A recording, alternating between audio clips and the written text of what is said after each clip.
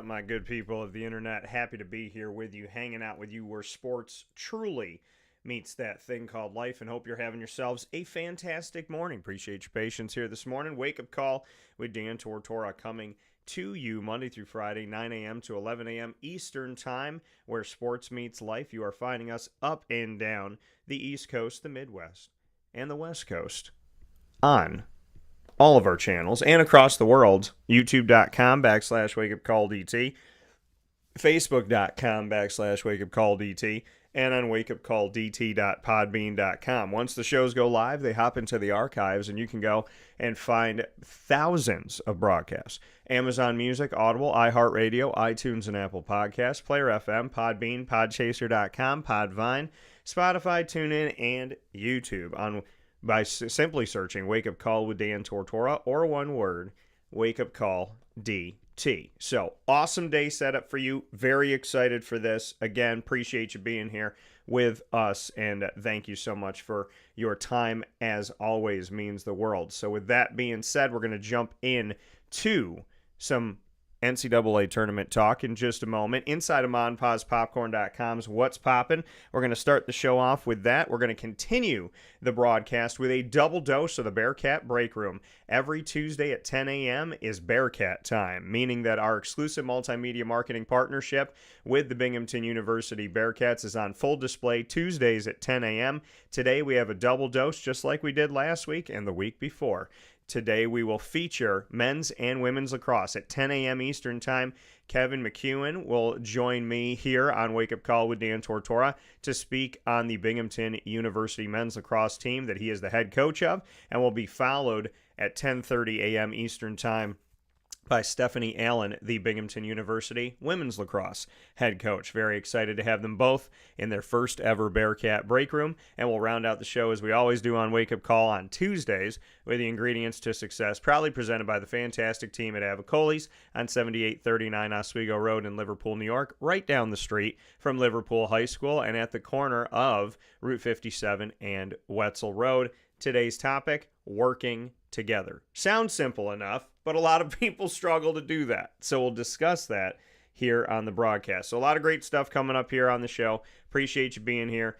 And like I said, we're going to talk about the NCAA tournament to start things off. First and foremost, I want to give a massive congratulations to a fantastic season from the Syracuse Orange women's basketball team. Syracuse Orange women's basketball team spending the majority of their season ranked in the nation's top 25 and continuously showing why they're a top 25 team, working as hard as they do, getting the victories that they got, getting themselves to the NCAA tournament, and finding their way through the first round of the NCAA tournament, defeating Arizona, and then going and facing UConn in the next round, a team that Syracuse in the past would have lost to by 20, 30 points. And they made it a 2-point game in the fourth quarter down the stretch, 65-63. They lose 72-64, which I don't think was truly indicative of how the game ended. There was some not great shot selection and some moments of kind of head scratching on offense, but ultimately this team had themselves a truly tremendous season, and I don't take their loss in the NCAA tournament as this season being anything short of incredible, as in her second season with the team, Felicia Leggett-Jack, in her return to her alma mater of Syracuse University to lead a program she was once a student athlete of, has been a wonderful, wonderful road. As you know, I have a very close relationship with Coach Q, always good to me. And at the same time as I have respect for him, I also have respect for Felicia Leggett-Jack and the work that she has done. This team is a team that is a force to be reckoned with. Literally on any given night, this Syracuse Orange women's basketball team has been a threat to anybody and everybody. And it says a lot about the hard work that's been put in. It says a lot about the plan that's been in place from Felicia Leggett-Jack. It says a lot about the recruiting and the student athletes that are there. And I just want to give them all the credit in the world for having a tremendous season. And God bless them all. Jermaine said, good morning. Good morning to you. Adam, I was on a show last night on Herb FM Sports. I was on with Adam and Chris, and Adam said this morning, "Good morning, DT. Always a pleasure to talk with you. Have a terrific Tuesday." You do the same, my friend. Appreciate you very much. So, a lot of great stuff coming up here.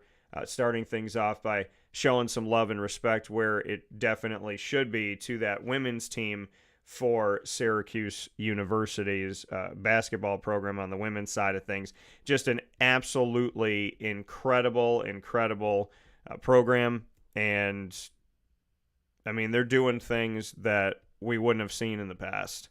And I don't want to take away from any student athletes of the past or any coaches of the past. I'm just saying that Syracuse has risen to a place in women's basketball where I feel, I mean, to me, it's something that I'm seeing for the first time. And I have a ton of respect for the work that's being done, and I'm really excited about it. And like I said, I don't think that this, even though this season is over, I don't see this season in any way, shape, or form as something that you shouldn't be excited about. You shouldn't be, buying tickets for next season. I mean, this is a special team, and they've done a lot of special things, and it's just been remarkable to watch. So many people pay attention to the Syracuse Orange men's basketball team, and it's like, are they going to make the tournament? Are they going to make the NIT? On the women's side, there was no question. On the women's side, they were making the NCAA tournament. On the women's side, they were a force to be reckoned with. On the women's side, they hung with one of the most historic programs ever, if not the most historic women's basketball program in UConn yesterday at UConn in stores. So, I mean, there's a lot to be said about the work that's been done, and I just want people to pay attention to it because, I mean, you can sit here and wonder about the men's team and this and that, but you got a men's team that you're wondering if they're going to get in any tournament. You got a women's team that was going to the tournament and had made clear to the nation that they had earned some respect. So I just want people to focus on that and appreciate that and see that, because they had an honorable season, and I'm super proud of them. So I just want to show love where love is due, and I hope that you do as well. With that being said, here on Wake Up Call with Dan Tortora, where sports truly meets that thing called life, to get into more on the tournament, let's look at the women's side of things here and an updated bracket for the women. And I hope your brackets are doing well, whatever your bracket. If you filled out a women's bracket, if you filled out a men's bracket, if you filled out both, I hope that your brackets are doing okay today, or taking a look at where things sit right now. And in the Albany 1 bracket, we have South Carolina, who's advanced to the Sweet 16 to take on Indiana. That is a 1 seed versus a 4 seed. We also have Oregon State, the 3 seed, facing 2-seeded Notre Dame, who's been good for a while. We have in the Albany 2 bracket my favorite player currently in women's basketball, and could potentially be my favorite women's basketball player ever. I have the feeling that it's going to be really hard to bump her out of the seat she's at in my mind. Caitlin Clark in the Iowa Hawkeyes, the 1 seed, will take on 5-seeded Colorado in Albany, and 3-seeded LSU will take on 2-seeded UCLA, that coming out of the Albany 2 bracket. And then looking at the Portland bracket, the Portland 3 bracket, we have Southern California, USC, the number 1 seed, taking on the 5-seed Baylor in the Sweet 16, and number 3-seeded UConn, who defeated Syracuse last night, taking on the number 2-seeded 7-seeded Duke, who defeated the 2-seeded Ohio State. And in the Portland 4 bracket, we have number 1 Texas up against number 4 Gonzaga, number 3 NC State versus number 2 Stanford. So for those of you playing the home game, if you are a fan of Duke, UConn, Gonzaga, or NC State, you are a fan of a school that has both their men's and women's teams in the Sweet 16. And that is a very incredible feat. Congratulations to all of you that get to celebrate that here this morning. And once again, if you're a UConn fan, a Duke fan, an NC State fan, or a Gonzaga fan, your men's and women's teams both advanced to the Sweet 16 in the same year, which is absolutely, positively incredible. So I'm very I'm very excited for those schools. I think that that's monumentous. Think about Gonzaga. When I was growing up as a kid, nobody knew who they were. And then, I followed them from like the beginning of the beginning when they started making the tournament. People are like, it's an 8 seed. They're playing number 1 seed at Arizona. They're going to lose. I followed them back then. And to now see their consistent success and then to see their women now having success. And not that the women's team got good like just this year. I'm saying the come up of the women's team as well. I mean, Gonzaga has been a university that has shown out for the nation now in men's and women's basketball. And that's such an awesome thing to see. And it was also really awesome that John Shire took the time when his team advanced to the Sweet 16 in the NCAA tournament. It was amazing and really special and respectful for him to have the conversation that he had when he's there in his post-game press conference, and he could be talking about his team, and he said, before I go, how about the women? How about the fact that the women are moving on too for Duke? So really, really cool for those schools, and big-time shout-out to them. Am I surprised in the UConn and the Notre Dame and the Stanford and the South Carolina and the Iowa? No. I think it's exciting to see Indiana and Colorado. I think it's exciting to see, well, obviously in LSU, I'm not surprised either. That'll be a good California matchup there, LSU versus UCLA. And, to see some of these teams get in, like an NC State and a Duke and a Baylor. I look forward to seeing what this is all going to shake. And like I said, Colorado and Indiana, I'm excited to see what this is going to shake out to be. Now, mind you, folks, the 1 seeds moved on in every single bracket to the Sweet 16 on the women's side of things. We have some 4s, we have some 5s, we have a bunch of 3s and 2s, and when we look at it, it's, the 1, 2, and 3 seed moved on in every single portion of the bracket. And all 4 pieces of the women's bracket, the 1, 2, and 3 seed moved on. So it shows you that the committee knew what they were talking about, right? They put those teams in, they seeded them, and look at how they've moved on to where they are. The 1s, the 2s, and the 3s are alive in every portion of the women's bracket, which is really interesting to see. That typically does not happen on the men's side of things. So shout out to the committee for seemingly getting it right on that side, and shout out to all of the women's teams that have advanced and have made it there. Like we're seeing the usual suspects, right, with South Carolina and with UConn, and as well as LSU, who won last year, and Caitlin Clark and the Iowa Hawkeyes moving forward. So a lot of excitement here in the Final 16, and I hope you buy some tickets and go out and support these games, and on both sides for men's and women's basketball. On the men's side of things, in an updated bracket, taking a look at where things shake out here for the men's, let's take a look at the men's as far as the Sweet 16 goes. Coming out of the East, we have number 1 seeded UConn, not surprised. Number 5 seeded San Diego State, not really surprised, because last year they had tremendous success, and the Mountain West got a lot of respect this year. And was it because of San Diego State's run? Well, if it was because of San Diego State or not because of San Diego State is the only Mountain West team left.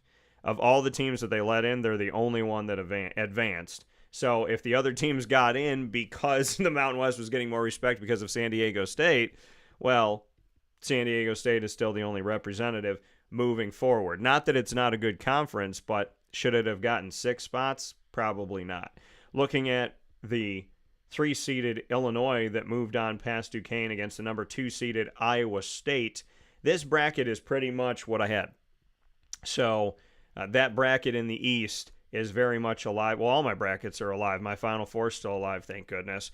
On the South side, we have Houston, the number 1 seed, playing 4-seeded Duke. That game's going to be fun because Texas A&M pushed Houston in a big way, and they came back in a big way, and they made a run. Like Kelvin Sampson, the head coach of Houston, called it. He called it Murphy's Law, that anything that could go wrong went wrong down the stretch there for the Houston Cougars, but they still found a way to gut it out and win. Like he said, they weren't just playing with each other, they were playing together, right? They had that togetherness, they had that connection. It wasn't just playing together, it was playing like for each other, and they found a way to get a victory. And Houston has been a team that I've just respected for many, many years, and my brackets have shown how much I respect them, including my bracket this year that has them going to the national championship game. So Houston will take on Duke. John Shire's doing an absolutely, I mean, he's doing a bang-up job. Come on.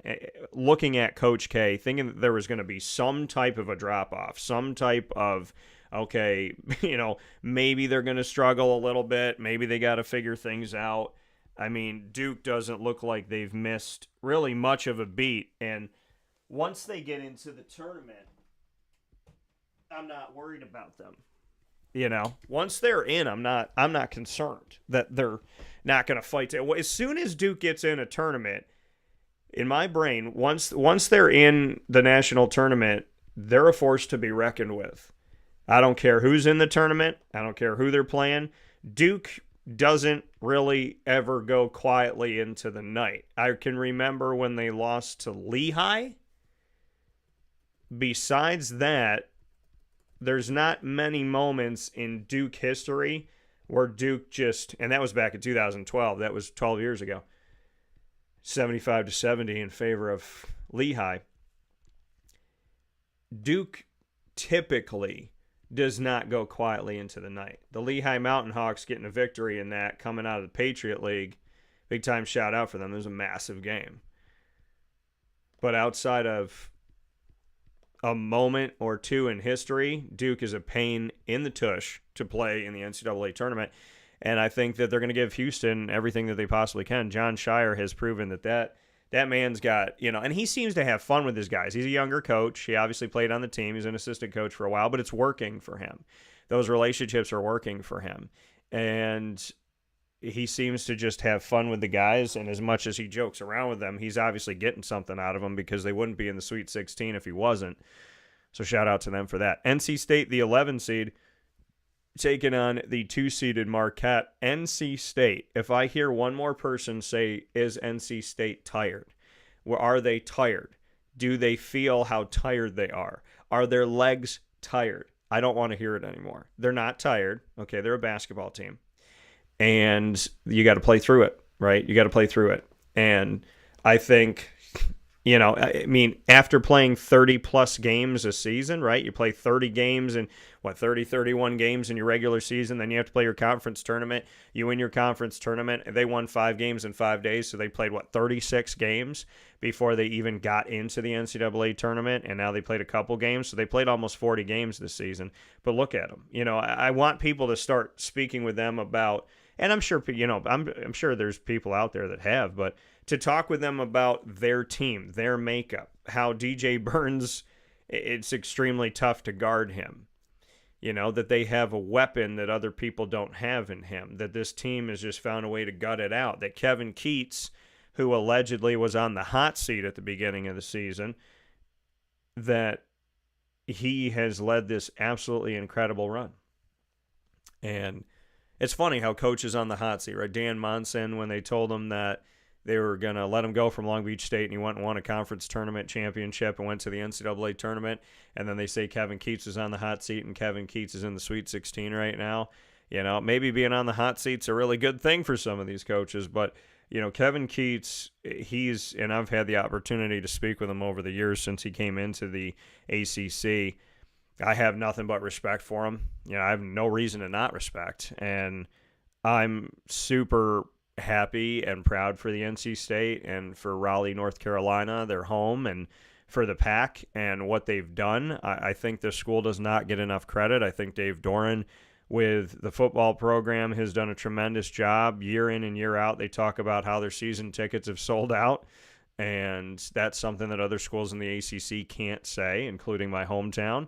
So, I give a lot of credit to NC State, and I give a lot of credit to Kevin Keats and to these student athletes and the coaching staff in general.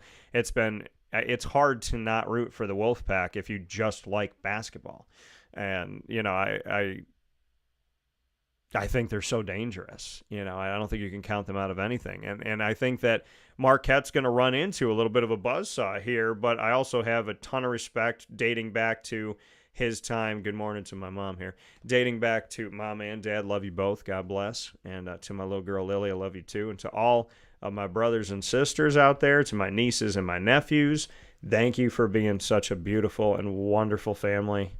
And thank you for choosing me. I appreciate it. And to anybody who doesn't like me, I'm happy you woke up today. God bless you too. And I hope you change your mind someday, because hate is a terrible thing to hold on to. With Marquette, the Golden Eagles, I mean, Shaka Smart, like I was saying, I watched him when he was back at VCU, and I met him.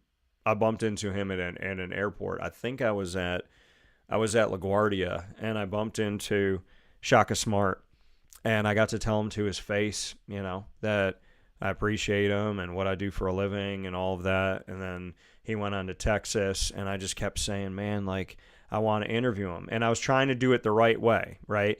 I told him I wanted to do an interview with him. He's like, contact my media guy at VCU. Even though we were standing in front of each other, he's like, I just don't want a chance getting in trouble. And I reached out to, his guy in VCU, and he pushed it off and pushed it off and pushed it off and pushed it off. And, for whatever reason, whatever that was, and I didn't get to talk to him. So I waited and I waited. And again, I was sitting here going, I did things the right way. I did things respectfully. I went through the right channels, and I didn't get what I wanted. But you got to have faith in God, and you got to have trust in God. And sometimes I do, and sometimes I struggle with that faith. Not that I ever don't believe in God, but sometimes I don't let God I don't trust that God's going to help me figure it out. And all these years later, here he is at Marquette, and I went to Big East Media Day for the first time ever this year.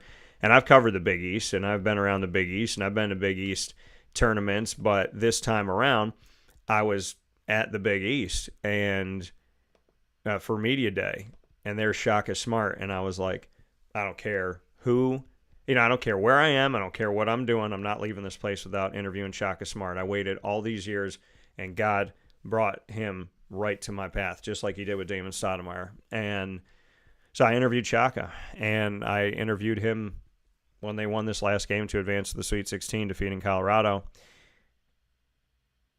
And he talked about relationships. He talked about how his team is built on relationships, that they handpick everybody that joins the program, and that they have to be relationship people. They have to be people that go beyond, because living in a world of the transfer portal and the NIL, and there's such a lack of respect, there's a lack of responsibility, there's a lack of team, there's a lack of cohesiveness. It's about me. And, I asked him, why is Marquette different? And he spoke to me about that. You can go back and watch that on youtube.com/wakeupcalldt with all of our NCAA tournament Q&As from last season and this season. And when you go to youtube.com/wakeupcalldt, hit subscribe and the notification bell, you'll also find on that channel that there is an NCAA tournament playlist. So you can go straight to the playlist and watch all the videos from last year and this year. But, talking with him about that, when you're like, why is Marquette advancing? Why is Marquette doing well? Well, if he's got a team that's relationship driven, if they care about each other, and it goes beyond NIL and the transfer portal and me and how can I help me, I'm not surprised he's winning. And like I said, I respected him a long time ago, finally got to talk to him, and now I've spoken with him twice in one season, because God is good. In the Midwest, Purdue moving on. Purdue, man, last year, Zach Edey and the crew, they came out there. They got beat by FDU of the Northeast Conference, which is the conference that Lemoyne joined this season in their first season as a Division I institution. And Purdue came back. I mean, they went up against Grambling State, and they took care of business there by 28. Then they turn around against Utah State and beat them by 39 points. That was the top team. The top team. Record-wise, that was the top team in the Mountain West. The top team, and they lost by 39 to Purdue. And don't tell me it's just because Purdue is good, okay? There's other teams that have played a lot better of a game against these teams that people consider powerhouses, and that, again, shows why did the committee spend so much time in the Mountain West and not give more to the ACC and not give more to the Big East and not give more to other conferences around the country that had put the work in and potentially, like Butler, defeated 3 teams that made it into the NCAA tournament above them as at-large bids. So, obviously Utah State was one of those schools that you say to yourself, you kind of scratch your head. But, Utah, and again, this is not a witch hunt. I'm not here to disrespect the Mountain West. I want people to just fully hear my words. In the world we live in today, people just spew whatever they believe instead of actually listening. Listening intently is apparently a very difficult thing for some people to do, but I don't have any disrespect on the Mountain West. I don't have any disrespect toward the Big Ten. I'm asking why these teams get in when you look at their performances. The Big Ten has consistently performed poorly. Consistently over the last few years. The SEC has performed poorly recently here. And the ACC continues to get punished and continues to perform well. The Big East, who I thought the committee liked, they continue to perform well. You gave the Big East 3 teams. They're in the Sweet 16. You gave the ACC 5 teams. One of them was in a play-in game. The play-in team is gone, Virginia. The other 4 are in the Sweet 16. So the ACC and the Big East have accounted for one shy of half of the Sweet 16. They've accounted for 7 of 16 spots. They've accounted for almost half the nation. Yet people want to argue that the ACC and the Big East didn't get snubbed. They're not that good, and the teams got in that were supposed to, and nobody else was supposed to get in. So your argument is that you're okay that the Mountain West got 5 other teams besides their conference champion, and where are those teams? Where's every team in the Mountain West not named San Diego State? Where's the SEC right now? Do they have in more than they had substantially more teams than the Big East, and yet the Big East has more teams in the Sweet 16. So the Big East had less opportunity to move forward, and they moved forward more than the conference that had more opportunities. Where's the Big Ten? Jim Boeheim had the same argument I had 3 years ago, that the Big Ten had no business having that many teams in and that they didn't perform well. So maybe you yelled at Jim Boeheim. Maybe you thought he was wrong. Maybe you don't like facts. Maybe you're allergic to them. But in today's America, in 2024, people refute facts with just opinion. You're supposed to base an opinion off of facts, not fight facts with opinions. You're supposed to substantiate your opinion with factual evidence. Why would I come on this show without factual evidence? Look at the Sweet 16. It's not SEC heavy, but the bids were. It's not Big Ten heavy, but the bids were. It's not Mountain West heavy, but the bids were. How many times does Gonzaga have to go to the Sweet 16? I'll let you know. It's 9 in a row. It's 9 in a row. 1 seed, 5 seed, 2 seed, 4. It doesn't matter what seed they are.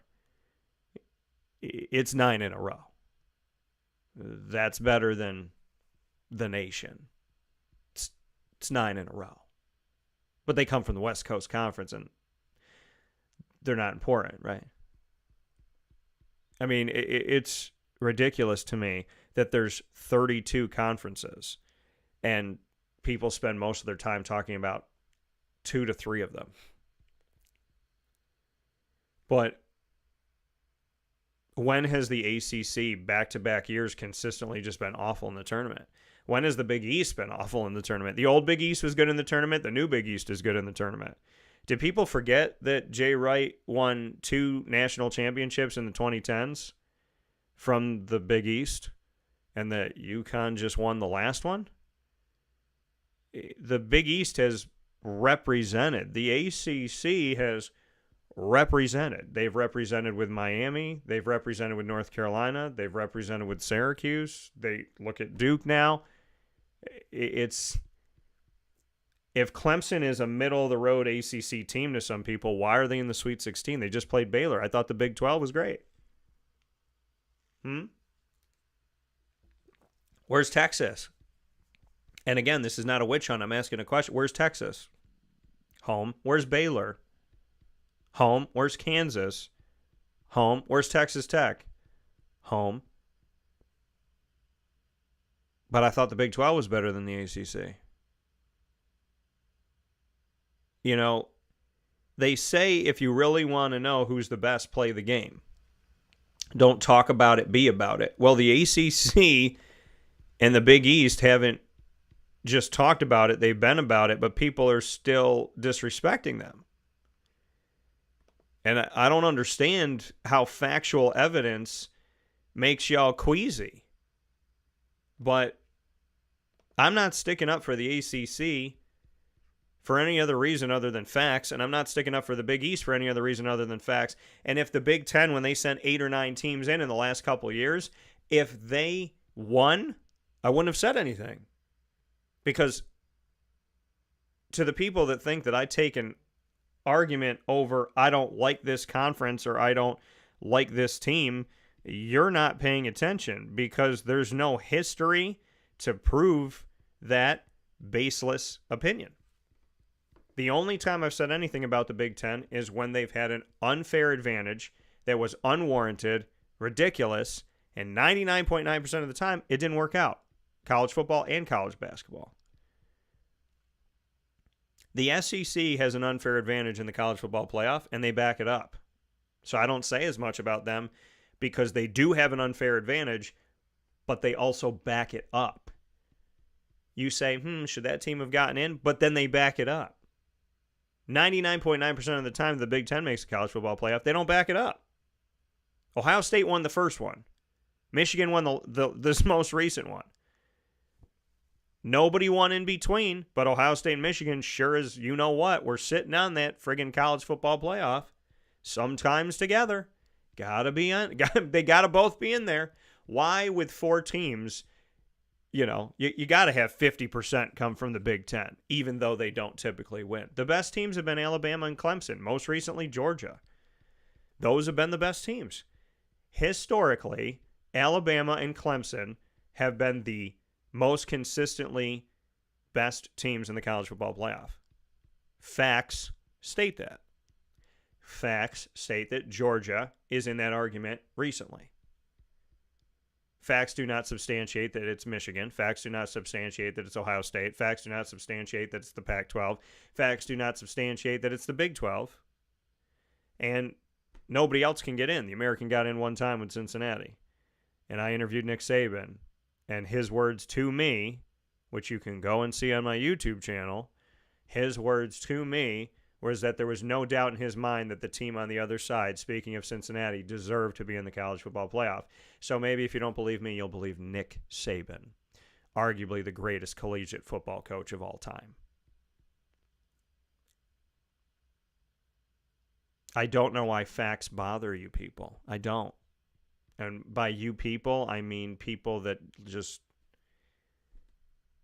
they defend things that why are you defending them?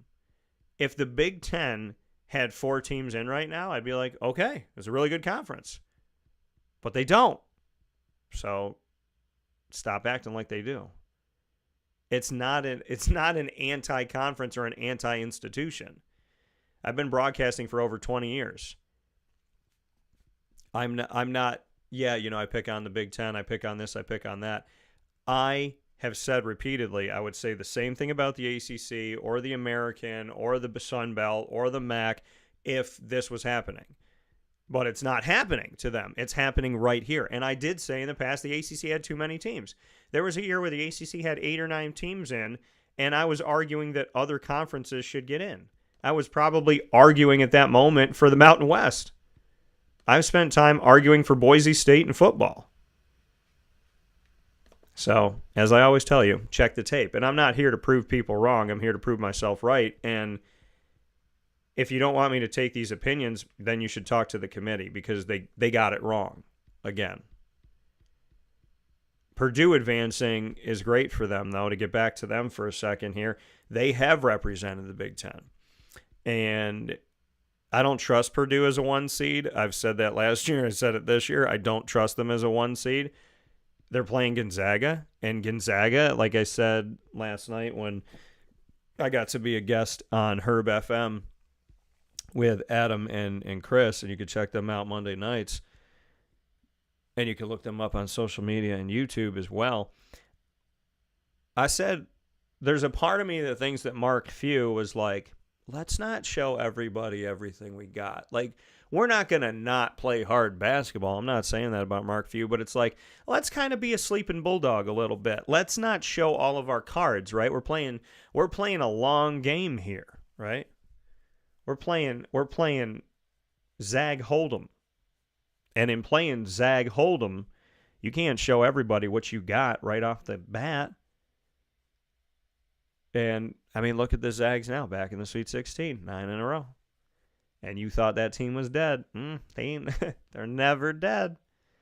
They got a big game coming up against Purdue. Creighton, man, this Creighton team. I want to see Creighton advance. I picked Tennessee to advance, but I'm not going to be mad if Creighton advances. I have the utmost respect for Greg McDermott. I like talking with his student athletes. I like the work that they put in. I like the fight that they have. I've watched them live. I've seen this team. Creighton is one of those teams that makes it to a certain point in the tournament, and then they kind of disappear. Last year, I think that they got really snubbed by a bad call, and now they got a chance to make a difference here as a 3 seed. They're going to play Tennessee, the 2 seed, and we'll see, SEC against the Big East. We'll see what that looks like. I think that's a fantastic matchup that I have circled here. I think all these matchups are good. North Carolina, the 1 seed in the West, who I had, will take on 4-seeded Alabama. 4-seeded Alabama, who got plenty from Grand Canyon and was able to move forward. Nate Oates has done a great job there. Alabama and Arkansas last year, had success, and now Alabama's pushing it forward, and hopefully Arkansas can find their way back here. Clemson in the bottom of the bracket, the 6th seed against 2-seeded Arizona. If North Carolina and Clemson win, it'll be the battle of the Carolinas, and it'll be an ACC matchup in the Elite Eight, and I don't think that that's impossible. So I'm really looking forward, as we gave an update to both brackets as the men and women have advanced to the Sweet 16. I'm just absolutely ecstatic for everything that is to come, and I'm looking forward to the interviews that I'll get to do, and I'm very grateful to the NCAA for the interview opportunities that I've had up to this point. We'll take a step aside for a fast break. We'll be back after this on Wake Up Call with Dan Tortora, where sports meets life.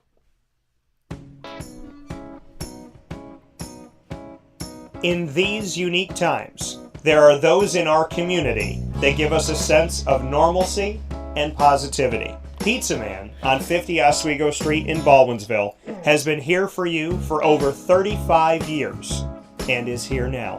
Call 315-638-1234 or order online at pizzamanbville.com to bring those familiar tastes into your home. And remember to come see our monthly on-site broadcasts centered around the community and our Baldwinsville Bees.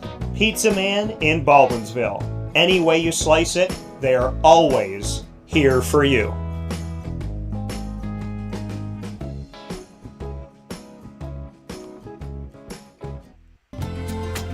Looking for your next ride? Look no further than Great Lakes Honda City, located on 7140 Henry Clay Boulevard in Liverpool, New York. Serving our community for decades, their new and pre-owned vast array of vehicles are available to you Monday through Saturday on site. To search from home, shop at GreatLakesHondaCity.com. Call 315-365-5576 to set up an appointment. That's 315-365-5576 for Great Lakes Honda City, 7140 Henry Clay Boulevard in Liverpool, New York. Great cars, great people, Great Lakes.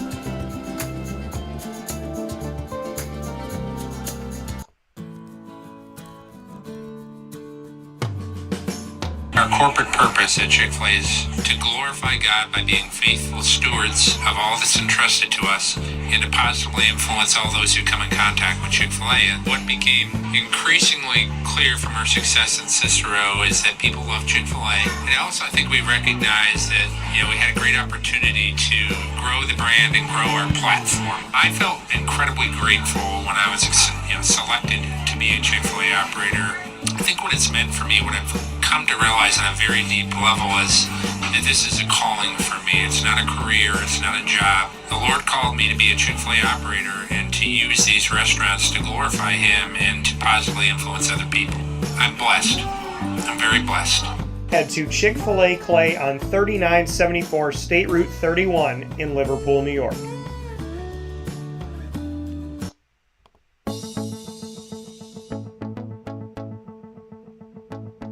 Avicolli's, located on the corner of Route 57 and Wetzel Road in Liverpool, New York, has been your trusted neighbor for decades. Located just steps from Liverpool High School, we're happy to have the Liverpool Warriors on-site, on-location broadcast at Avicolli's through Wake Up Call with Dan Tortora every single month, featuring student athletes, coaches, and administration throughout the year from Liverpool High School. Head out to Avicolli's today on the corner of Route 57 and Wetzel Road in Liverpool, New York, open Tuesday through Sunday for lunch, dinner, and drinks. We'd love to see you out there, and of course you can call them at 315-622-5100 for takeout, delivery, and catering. That's 315-622-5100, and also find them on myavicollis.com. That's myavicollis.com.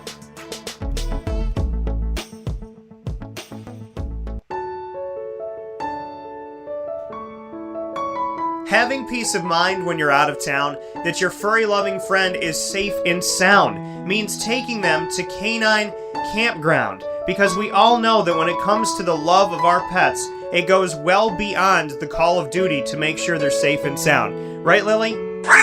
So take a ride to 242 Johnson Street in East Syracuse, New York, and see Canine Campground and where your dog will be staying in the classic cabin, the executive cabin, the grand cabin, or of course the luxury cabin, because if you know Lily, you know she loves luxury. Now you don't have to wait to the last minute to find a family member or a friend that'll take your dog for a few days.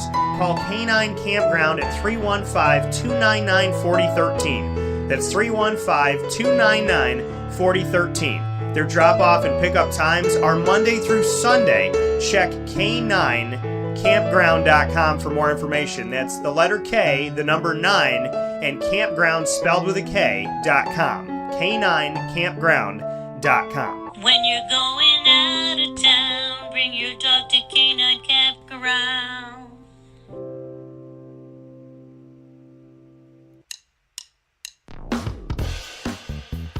PB&J's Lunchbox, the food truck that you love finding all throughout Central and Upstate New York, now has a street-side cafe. So when you're craving their traditional favorites as well as their out-of-box amazing menu items, you can now head to 663 Old Liverpool Road in Liverpool, New York. Located just minutes from the highway, the Thruway, Destiny USA, and Onondaga Lake Parkway, PB&J's Lunchbox Street-Side Cafe is there for you Monday through Saturday from 9 a.m. to 7 p.m., serving breakfast, lunch, and dinner all throughout the day. Get breakfast for dinner, dinner for lunch, whatever you fancy, including their award-winning grilled peanut butter and jelly sandwich. Find them at 663 Old Liverpool Road in Liverpool, New York. PB&J's Lunchbox, where we love to know what's in your lunchbox.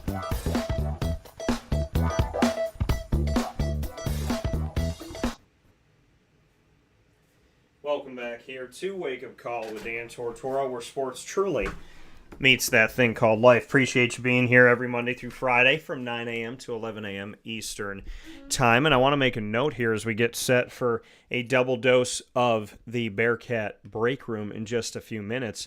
Want to remind you all that trade night is tomorrow. We're going to be on site, on location at trade night at GG Cards and Breaks this Wednesday, March 27th. That's Wednesday, March 27th at the store on 639 Delmar Place in Syracuse, New York from 6:30 to 9:30. So we will see you for trade night. You can bring your Pokemon, all your sports cards, as well as your Disney Lorcana, and you can have a great night trading with us, buying and selling. So it's awesome because we get to set up and you can buy from people in the sports card hobby. You can trade with people and you can also sell your cards. And of course, you can buy whatever is out there for purchase in singles, graded cards, packs, and boxes, as well as supplies for your cards from GG Cards and Breaks. So you can buy from GG Cards and Breaks, and you can buy, sell, and trade from each other. It's a lot of fun.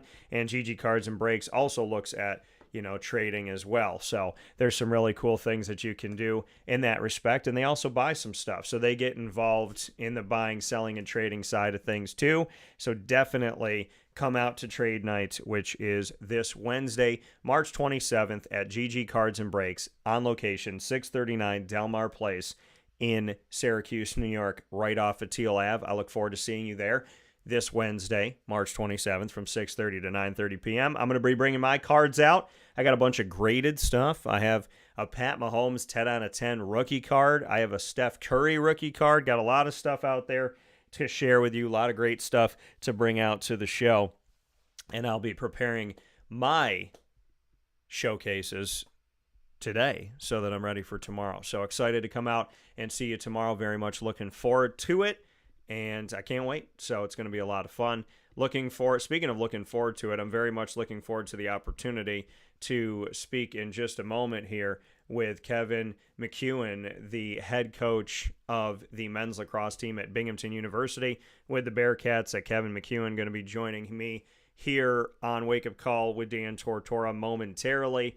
And we do a thing called the Bearcat Breakroom in our exclusive multimedia marketing partnership with the Binghamton University Bearcats. We do something called the Bearcat Breakroom, which gives us an opportunity to speak with student athletes, coaches, as well as administration at Binghamton University throughout the year. So it is my honor, my privilege, and my pleasure to go picture in picture with Kevin McKeown, the head coach of the Binghamton Bearcats men's lacrosse team, as we bring him here for the first time ever onto Wake Up Call with Dan Tortora. Kevin, how we doing? I'm doing good, Dan. How are you? I'm doing very well. And Kevin, I mean, to be at Binghamton University, what I've realized about Binghamton is, and it's something, I mean, I said this is a passion project of the last 3.5 years of wanting to have this partnership because I see so much value in the university. What do you see in Binghamton University? What is the value of Binghamton in your opinion? Yeah, well, that's big question. I mean, this is a place where I went to school. I graduated from here in 2006, so it's a place that I'm certainly passionate about. I really enjoy being at, and I really have always found the value in the people here. I think there's the students, the people that work here, the coaches up and down our hallway are all really, really great people, and I've gotten to learn a lot from a lot of great people over the years. So that's probably what I value most. And when you talk about the fact that you went to school there, you graduated back in 2006, it says a lot about an institution when they got you once and then they get you again. So bring me into that. Paint a picture for us of the journey back to Binghamton. Yeah, well, I actually had two journeys back. Yeah. I graduated in '06, then I left for 2 years. I did a GA where I was an assistant in Division III and got my master's, came back as an assistant coach for a 4-year period. And then I left, went to work at two other Division I schools, and then the head job here opened up. So have been back now for the second time for, I guess, going on 8 years. So I feel really fortunate to have been here, for all three stints, and have no plans to leave anytime soon. And like you said, you came back twice. Having that very uniqueness to your connection with Binghamton University, do you ever sit and, like you said, 8 years in the head coach seat, but before that, a return to be on staff? Do you ever reflect on what you learned in your first return back that you feel like could help you in your seat as a head coach? Do you ever look back on that time? Oh yeah, absolutely. I think even my time as a student too, having that perspective, just knowing what our athletes go through on a daily basis, what their campus life is like, what the academics are like. There's even some of the same professors here, right? So just having those different experiences for me to to be able to lean back on and give perspective to our guys too. It's definitely helpful. And when you look back on that time, what is there a moment, is there something that was said to you from a coach that sticks out to you? Because I find, I grew up playing different sports, predominantly basketball, and I can go right back into a locker room. I can go right back into a practice. I can go to a moment where a coach showed me he really believed in me. Do you have some of those moments that you can reach back to?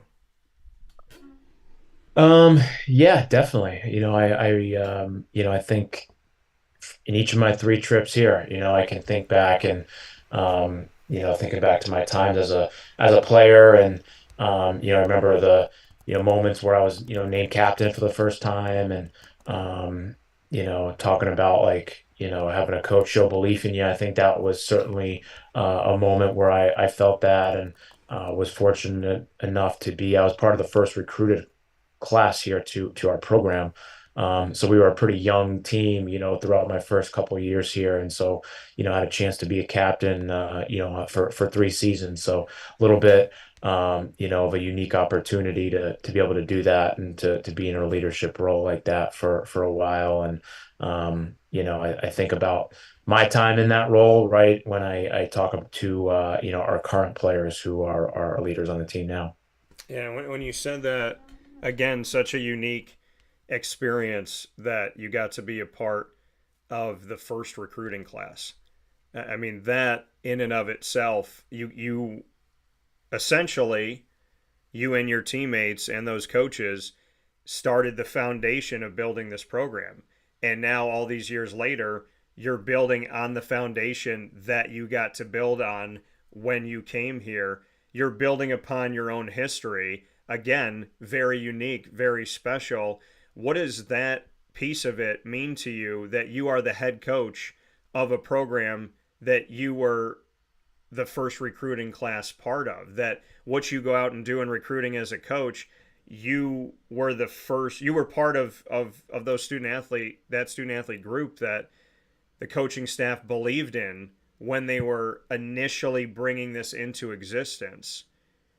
There's a lot of weight to that, and there's only one first recruiting class. Yeah, it was a really awesome experience being able to be part of the first teams here at the Division 1 level and just really NCAA lacrosse before that year. It was just a club program. So Yeah. we went through our growing pains for sure to get 4 wins in our first year, won the regular season title in the America East. So we had some early success there, and thought we did a pretty good job of just building on that, and now having conversations with my former teammates and as now alums of the program, they're proud of what we're doing here, and I think they see that we're close and we're knocking at the door and being able to get over the hump and win the Americas title, get to the NCAA tournament. That coming here from Kevin McKeown, the head coach of the Binghamton University Bearcats men's lacrosse team, in this Bearcat Breakroom exclusively on Wake Up Call with Dan Tortora. You are a native of Brewster, New York, correct? That's right. Bring me into Brewster. If you've never been to Brewster, New York, how would you paint me a picture of Brewster, New York? Yeah, I would say it's a pretty, we were located, probably about an hour's ride outside of New York City. So we were still in that kind of commuting range, fairly, blue collar town, had a lot of different backgrounds, a lot of families who either came or their parents came right from the New York City area. And yeah, it was a great place to grow up. I grew up around great people, and I think sports were a big foundation for us. We had a really successful high school football program that went to a couple of state championships, and we were able to build up our lacrosse program pretty well on top of that. So yeah, I enjoyed it there, and it is a place I feel very connected to today. Yeah, I mean, when we look back and when you go to your history and growing up in Brewster, New York, what was it about lacrosse? Because there's a sport that speaks to all of us, and in a lot of cases, we played multiple sports growing up. So, what about lacrosse just made you fall in love with it? Can you go back to the time when you were a kid and you first picked up a stick and said, "Hey, I like this thing"? Was it somebody saying to you like, "Hey, I want you to try this"? Was it your parents say, "Get out of the house, do something"? What was that moment for you that started it? And when did you fall in love with it? Yeah, I think it was around second or third grade when I started playing. The the varsity coach, he had done some, like, they did a lot of free clinics for the younger kids, right, to start getting them involved and getting a stick in their hands. And I was kind of splitting some time between baseball and lacrosse, like maybe a lot of kids do, and my dad had played baseball, so he wasn't really pushing me one way or the other, but I was certainly involved in both. And um, I don't know. I think the uniqueness of lacrosse, the speed of the game, um, I always enjoyed just having the stick in my hands and being able to play with it, whether, it was a competitive situation or just in the backyard. So I think just kind of felt that connection, with the sport. And then, when I was in fifth grade, I started out playing goalie, which is where I ended up for the rest of my career. And I think it was a spot that kind of came natural to me. I had the stick in my hands a lot, so I think I felt like I got good at catching the ball, and if you can do that in the goal, then you got a lot of the battle covered. And being on the defensive side of the world of lacrosse, and being in between those posts, and being the goalkeeper there on the team, when you're coaching, how, I mean, on the offensive side of it, because you have to oversee everything, how have you evolved when, like you said, you liked being in goal, you like playing defense, as a coach, to see it all and to look for the right pieces that are going to fit every component of this chess game that we play in lacrosse? How have you elevated yourself as a coach, and how have you taken more of that, bird's eye view, and been able to see the team in and of itself? Because you had your passion, but how do you find those that are the right pieces for every element that you need? Yeah, I think starting out coaching was on the defensive side, and you spend a lot of time watching other offenses. So you kind of I got to kind of evolve in that way, and studying other teams. When I was an assistant, and being able to see what people were doing out there, what was working, what maybe didn't work. And I think once I stepped into the head coaching role, it probably took me a year or two to really be able to get that bird's eye view. You kind of get here and you're still in that mode of being a defensive assistant. That's kind of where your mind is. And, I was still running the defense when I got here as a head coach. So, it took me a little while to be able to, step back and see everything. And I think certainly in the last, 4 or 5 years since the game's added a shot clock, offense is emphasized. There's more goals being scored than ever. You got to score a lot of goals to win games. So I think that's become a little bit more of a focus in the past, 3, 4 years. Here with Kevin McKeown, the head coach of the Binghamton University Bearcats men's lacrosse program. You brought up the shot clock. Good or bad? I mean, obviously you got to evolve with the times, but you played in a different era. So how do you view it? And has it been good for the game? Do you think it's taken away something from the game? How do you see it? No, I think it's been great. I think it's been great. There was it was definitely getting to a point where it was needed. Teams were manipulating the rules a lot to kind of hold off stall warnings, or just having 3, 4 minute possessions, holding the ball behind the net. What certainly wasn't fan friendly, good for TV or anybody that was watching the game. So I think it's been great. It keeps the pace of the game moving. There's action, for a full 60 minutes for the most part. So I think everything about it has been awesome. And speaking of like growing up in it, in this game and its evolution, you had so much success when you were a student athlete. And when we go back and we look at this success, the most decorated athlete and one of the most decorated athletes in Binghamton lacrosse history, USILA All-America honors in 2004. You were the first Division I athlete to receive the recognition at Binghamton University. And we look at how you played defensively. Team allowed no more than 8 goals in conference play and advanced the America East Championship while you were there. And then you look at all conference awards 3 times in your career and Scholar All America connotation in 2006. And you went in to the Binghamton University Athletics Hall of Fame back in 2014. When I say all of that to you, you seem like a humble guy. You seem like a guy focused on your team. But that's a lot. And when somebody comes to your program or you're recruiting someone, I can imagine that that precedes you and that the student athletes that do some research are going, okay, this isn't just a coach coming to me. This is a guy who did all of this, and he did all of this at the place he wants me to go to.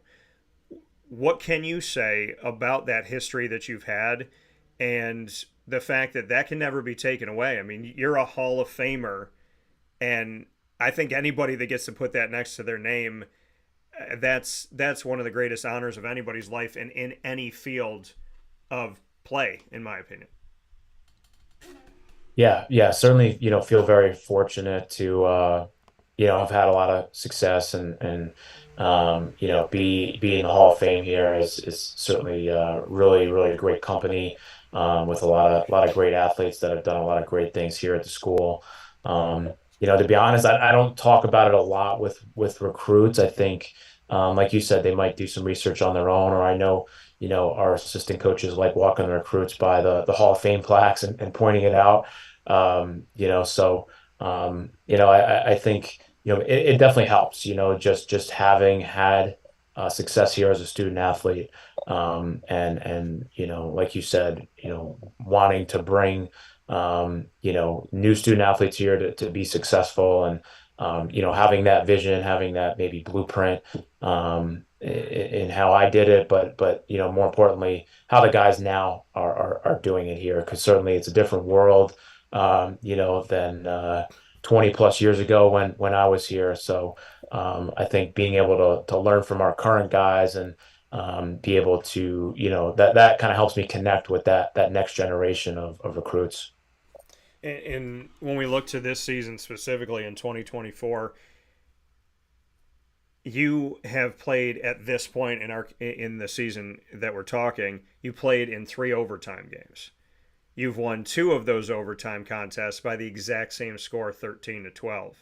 That extra time on the clock, those extra opportunities, bring me into those overtime scenarios, because it's such a young season that you're in here in 2024, and we've already seen all this extra time being played, and 2/3 of the time Binghamton's come away with the victory. What have you taken away from those games and those hard-fought contests that needed extra time on the clock in order to decide a victor for that day, and in 2 of those cases, that being you? Yeah, I think, this really stood out to me in the first overtime game. Our guys really didn't waver. When things got tight, whether we were in front or behind, we kind of stayed the course. Emotionally, we kind of, remained even keel, and didn't panic, didn't turn on each other at all. That was, I told our guys that was a really, really positive sign to see.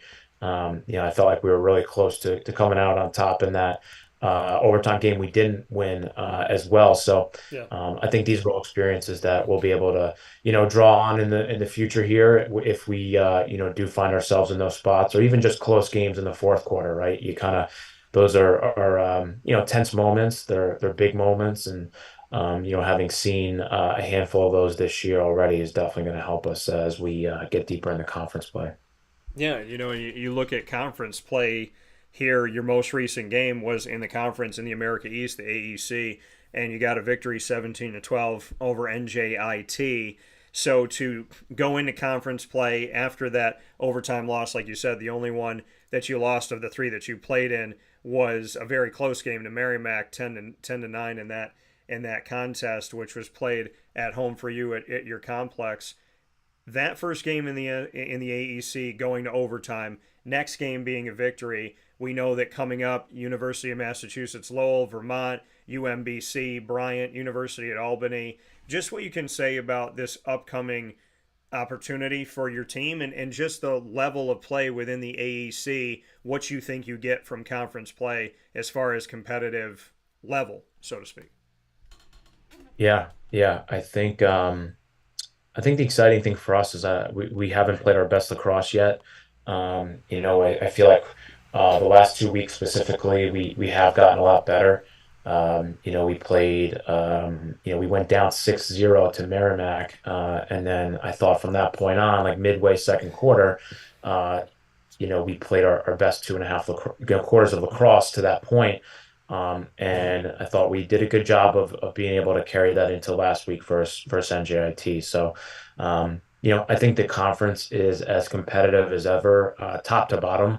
I think there's definitely a couple teams that are looking pretty strong, but every game's a dogfight. Every game is one you got to show up for, and each one counts the same in the standings. So, we're just trying to take it 1 week at a time, and one day at a time.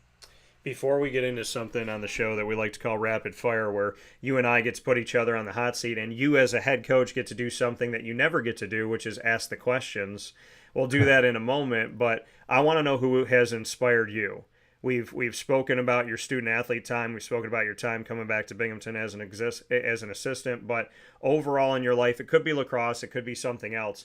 Who you consider your biggest inspiration, the person that those words you go back to, those moments you go back to, or that person that you can literally call up when you and I get off the call today and ask them a question because you really value, their thoughts, and how much that they care about you. Who are those inspirational pieces, those wells that you can always go back to? Yeah, for me, thinking about it on the lacrosse side of things, I mean, I think it's probably two people, right? My high school coach, Jerry Walsh, and my college coach and also former boss at Stevenson. Both of those guys, Coach Walsh being my high school coach, he was really involved at the youth levels. Like I mentioned when we were growing up, and introduced me to the game, and I think really laid the foundation for not just my playing career, but my coaching career. I think he's a guy who inspired me to want to be a coach, to help people help people get involved in the game. And with Coach Stevenson here at Binghamton, he's a guy I still talk with to this day.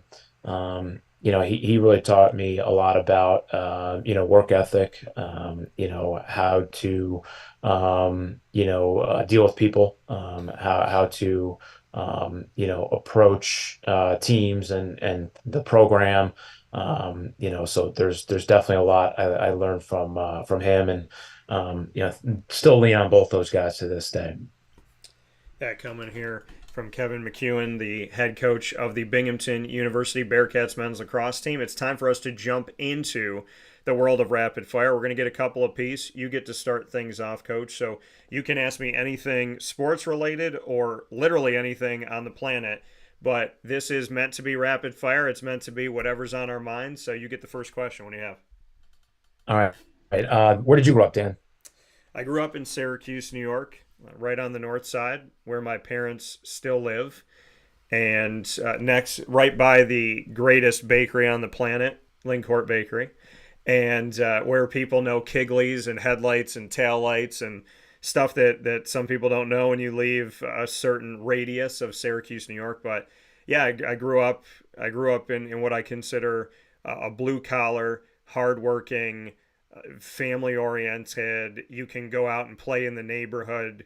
My mom and dad used to open the door on a Saturday morning and say, go out and do something. Just go out and have fun, and that turned into a lot of really cool memories. So yeah, Syracuse, New York's the hometown, and I'm very grateful to be an upstate New Yorker. Awesome. So my question back to you, since we spoke about Brewster already, let's go to food. I want you to give me, if you could have one breakfast meal for the rest of your life, one lunch and one dinner, I want you to tell me the Kevin McKeown daily meal. What's breakfast, what's lunch, and what's dinner? Let's see. I would say breakfast is probably a bacon, egg, and cheese on an everything bagel. Okay. Um, Lunch. Let me see, lunch. Now I got to think about my health a little bit too if I'm eating this for the rest of my life. I mean, you do, but you don't. Yeah, right, right. If I'm not thinking about it, it would probably be like a, chicken cutlet sandwich, like a fried chicken cutlet or something like that. And then for dinner, if I'm picking one thing, it would probably be chicken wings. That's probably my favorite food, favorite meal. And love finding a lot of good upstate New York spots with good wings. Who's got the best wings in upstate New York, in your opinion, and what's your sauce of choice? Well, just in the Binghamton area, I would say the Union Hotel Okay. is probably the spot. They're known for their sauces. Actually, they do a lot of like mixing I'm not huge on mixing the sauces. If anything, it's probably like mild to medium for me in terms of sauce. And then all of upstate certainly. I think you got to go out to Buffalo, and I think Bar Bill out there is a place I've been to a couple of times that probably the best that I've had. I will say about your breakfast that I do have my own sandwich at Mother's Cupboard in Syracuse called the Cuse McMother, and it is bacon, egg, and cheese inside of two pieces of French toast, and you can eat it like a sandwich or cut it up and have it with some syrup. So if we can get you up here, I'll bring you out for a Cuse McMother. Nice, nice. Would love it. What's your last question for me? I would say, how did you get involved in doing media like this? Yeah, it's a question that comes up a lot, and it really it's multi-tiered. I love sports. I found that sports was one of those outlets. It was one of the news places to go to that wasn't as depressing as the other news. So I like that because I think people went to it to increase their happiness. And so I like that positivity side of it. I have a photographic memory. I've collected cards my whole life, and I used to look on the back and flip it over and not even realize that I was just remembering stats. And so my passion for talking about it, my willingness to go out there and say things and do things that nobody was saying and doing, not to be a shock jock, but to be myself and to not be afraid to be me.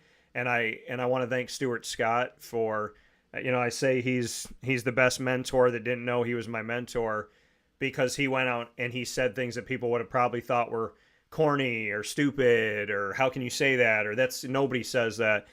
And I I feel a lot of the similarity in that sense of I don't see and hear people. I'm not around people that are doing it the way I'm doing it, and I've had a passion for telling stories. I love making people laugh. I love learning about people, and I love showing people that they matter. And I have this belief that what I get up and do every single day can and will make the world a little bit better. So I just it's a multi reason why, but I have a strong faith in God, and I have just a fight and fire inside of me, and I just love seeing people smile, and I love building relationships, and I love being able to go to a game and not just watch the game but come down to the field and shake your hand, and we talk, for a few minutes about food and what's going on with family, and it's not just about sports. Like, I live for those conversations that are never on the air just as much as the ones that are. That's awesome. And my last question for you, thank you, is what do you love the most about being a leader, a teacher, sometimes a father figure or a bigger brother? It's not just about lacrosse, as you know. So what do you love about the role that you're in? Yeah, I think it's being able to, relate the moments in sports to life. And it's one thing we talk about with the recruits here a lot is that we're building skills here, for the 40 years after, your time here at Binghamton, and I know that's a lot of what I got out of being a Division I athlete. And I think being able to, have that impact on a really transformational time in people's lives, right? Being 18 to 22-year-old, you're kind of transitioning from childhood to adulthood, and this is kind of the halfway house, so to speak. So, it's really cool to be part of that. Yeah, and I think that's incredible. You have the opportunity to affect somebody's life in a positive or negative way for the rest of their lives. And I'm sure you don't take that lightly by any stretch of the imagination, knowing that somebody had that opportunity with you as well. So for Kevin McKeown here, the head coach of Binghamton Bearcats men's lacrosse team, very excited for all that is to come. Looking forward to talking with you again very soon. I want to let everybody know that you can come and support the team on the road and at home, and we look forward to seeing you in both of those worlds. A lot of great stuff coming up, and you can see the team coming up this Saturday, March 30th at noon Eastern time in the Bearcat Sports Complex in Vestal, New York, up against UMass Lowell. So we look forward to seeing you out this weekend in support of the Bearcats and all throughout the season. Kevin, thank you so much for your time and really appreciate getting a start to tell your story, and I look forward to the continuation of that.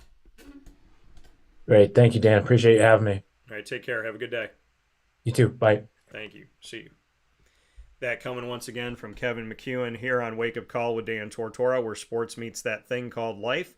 It's now time for us to jump into our part 2 of the Bearcat Breakroom. You know that 10 a.m. on Tuesdays is Bearcat time, and Bearcat time means that the Binghamton University Bearcats join Wake Up Call with Dan Tortora in our segment, the Bearcat Breakroom, that you will only find here on Wake Up Call with Dan Tortora in our exclusive multimedia marketing partnership with the Binghamton University Bearcats.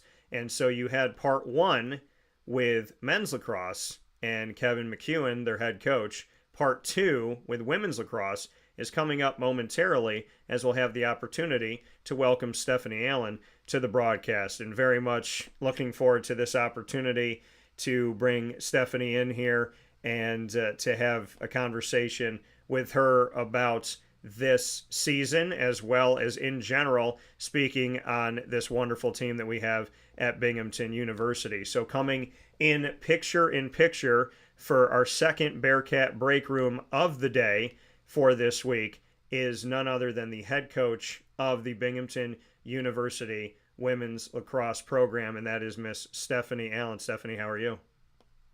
Good. How are you this morning? I'm doing very well. And, I feel very spoiled, Stephanie, and I got to start things off this way. I've had the opportunity to obviously meet some of you and be around you in person.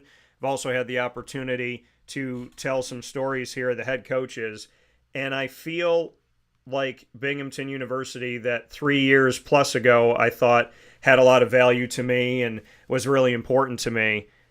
Now, these years later, getting to learn more, I just feel like there's some really incredible people on campus, and I'd love to get your thoughts on what that community of coaches is like at Binghamton. Yeah, I mean, certainly we've had a fair share of people that have come and gone, but the people are the best part about Binghamton, by far.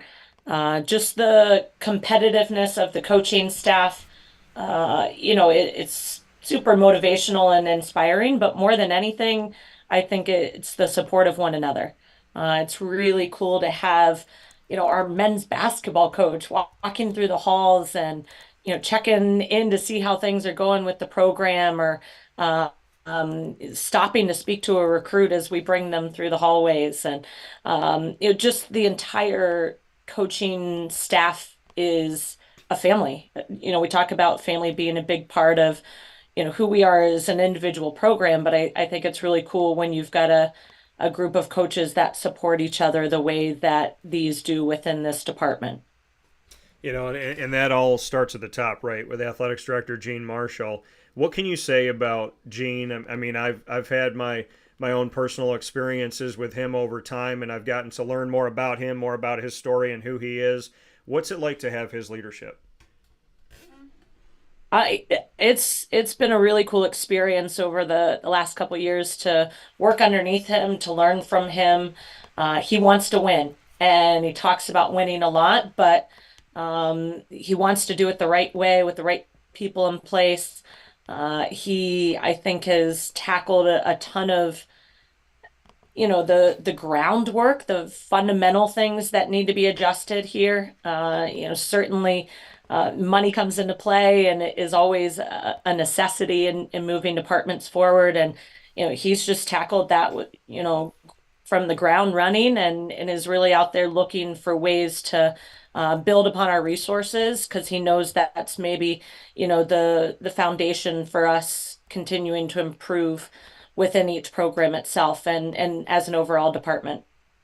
And you talk about that, right? The resources, the money, the support.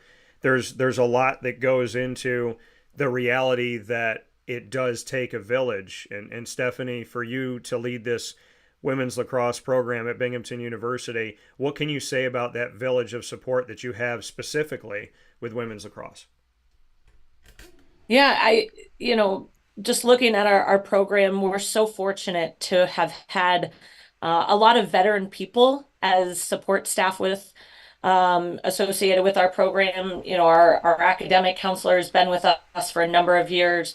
Our sports performance coach has been with us since I've been at Binghamton, and has really been a huge part of our growth. And the performance that you see out in the field is attributed to what work they're doing off the field too, in the weight room, through the conditioning aspect of it all. And we've got a tremendous sports medicine staff that probably sees a lot of our team far too much, but it's for a lot of good reasons too. We talk about the prehabbing side of things and getting in there and doing the work, being seen in that sports medicine area all year long, so that you're not in there for more major issues. But and then we've got a program administrator and supervisor that are visible to the program, that want to see the girls win, are out at games, are stopping by practices, are giving them high fives as they get on the bus to go on road trips. And it's really present personnel. It's people that are not just there checking the box and doing their job. They're invested in these players and in this program and its success. Yeah, you said something that really, I mean, a lot in that piece, but you said prehabbing instead of rehabbing. I want to go into that deeper, because there is this notion, as we hopefully evolve as a society, that we look at preventative care and not just let's react to it, but we look at what can we do to try and prevent these things from happening? What can we do to be prepared and put ourselves in the best position possible? That instead of being, in kind of the words of Robert Downey Jr. as Tony Stark, he said, we're the Avengers, not the Prevengers. Well, you're a Prevenger essentially here in this prehabbing. I'd love to hear more about that. Yeah, I mean, it's kind of a holistic approach. It's really not just your body, it's your mind too. So it's, talking through the mental health piece, making sure you're taking care of yourself from a mental standpoint. Are you getting the rest that you need? Are you getting the things written down at night before you go to bed so that they're not lingering as you're trying to get quality sleep? And then it turns into the other things. Are you getting the ice baths for your body post practice from a recovery standpoint? Are you flushing out on the bike? Are you getting heat, maybe stretching or taping done before practice? But it's not just one thing that I can pinpoint that goes into that prehabbing model, but it really is a holistic approach. And I think the student athletes these days really have to focus on the big picture. Sometimes that 8 hours of sleep is going to be way more beneficial than anything else that you're doing, or a quality breakfast, or just making sure that you're properly hydrating and fueling yourself. But it takes a lot of work to be a successful student athlete, and especially here at Binghamton with the tough curriculum that a lot of them are facing in the classroom. And from that standpoint, we've got to kind of approach it from a 360 view.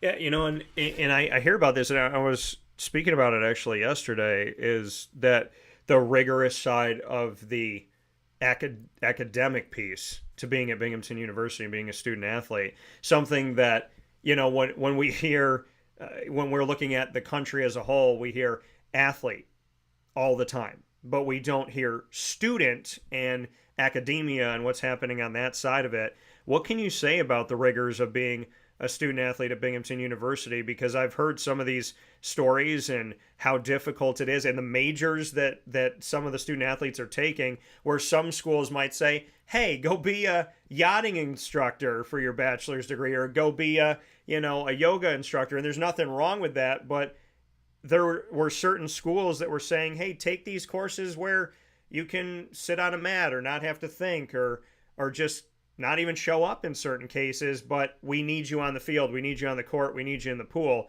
That's not Binghamton. And they said that some, places will shy a student athlete away from a very rigorous student side of things and academia side of things because they want them to focus on being an athlete. That's not what you get at Binghamton University. And I'd love to go deeper into that because I think the world more than ever needs to hear the student side of student athlete. Yeah, one of the things that has attracted me and kept me at Binghamton as long as it has is the balance here, the support that we provide our student athletes to pursue whatever they want to from an academic and athletic standpoint. I don't think that you have to sacrifice or compromise one for the other. Yeah. I think, at a place like Binghamton, there isn't probably an easy route from an academic standpoint, but we certainly don't have our student athletes shy away from, going after whatever they want to do career-wise and supporting them through that. We have a tremendous academic support area for our student athletes, and my team probably, tops the charts in terms of usage of tutors, and really just seeing them utilize the space that's available to them. They're not required to be in that area for a certain number of hours after their freshman year for our program. But I walk in there on any given day and see half of our senior class, a bunch of juniors in there, girls meeting with tutors, and just taking advantage of what's offered to them, to support their academic endeavors. So I think, for us here, we talk about that through the recruiting process all the time, is you can come to a place like Binghamton and expect to be competing for championships and competing, in the classroom equally as hard. And when we speak about the classroom, I want to go back to your history. You graduated from Limestone College 2003 with a bachelor's degree in graphic design and studio art, and then you got a master's degree from SUNY Cortland in 2010 in sports management. So I own a multimedia marketing company. Can you help me with some graphic design, some studio stuff, some management? I feel like, Stephanie, we met for two reasons. This and, let's go back to your history. What made you jump into that world that I appreciate so much?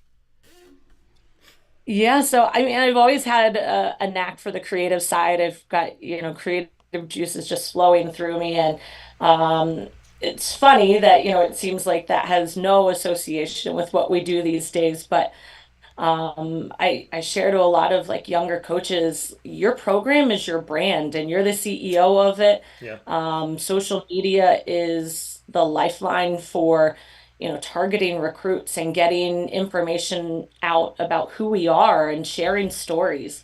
And so while I may not use it, in exactly the way I thought I would, when I first entered college, I am certainly using, a lot of that on a day-to-day basis, just in terms of our social media presence, on ways that we want to share stories, on just who we are as a program. But, ultimately it's a brand that we're trying to share with the world as well.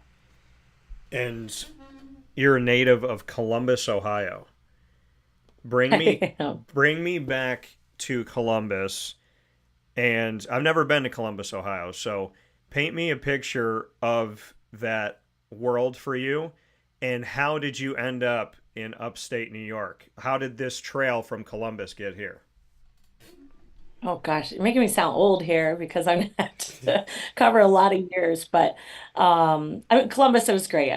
I grew up 8 miles from Ohio State's campus, and we spent a lot of time in our youth, down there on the campus at Ohio State games, competitions.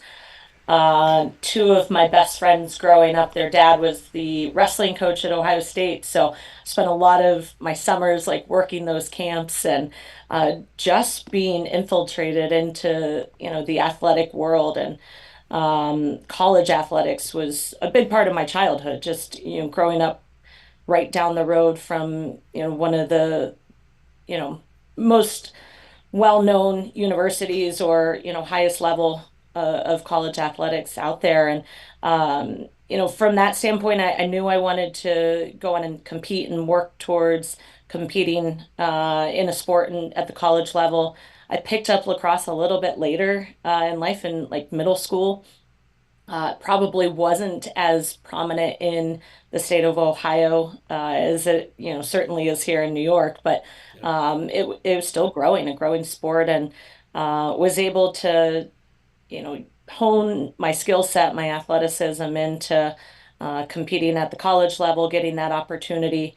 Um, my parents had grown up in around the Charlotte, North Carolina area. So going down south and getting in some little warmer climates, and was certainly kind of familiar with the area around Limestone. Limestone was a very small liberal arts college, but lacrosse was kind of the big dog on campus at the Yeah. time.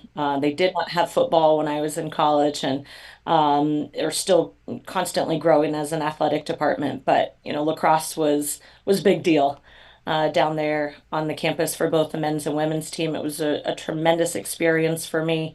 Um, Playing there in that environment, and it- given the opportunities that I went through college pursuing a graphic design and computer science degrees, but as I kind of started in the workforce in the marketing side, I was also volunteering at my alma mater, and that was the best part of my day, leaving work, in the office area to go help out on the field and be a part of lifts and, practice planning and all of that. And short time after a school down the road decided to start a women's lacrosse program. It was Presbyterian College, and reached out to me, and said, we know that you're in the area, know that you're currently not, full time in the world of, college athletics, but would you be interested in this opportunity? And was offered the opportunity to take a program from the ground up and make it my own. And over those times that I spent at Presbyterian, they decided to move the athletic department Division 1.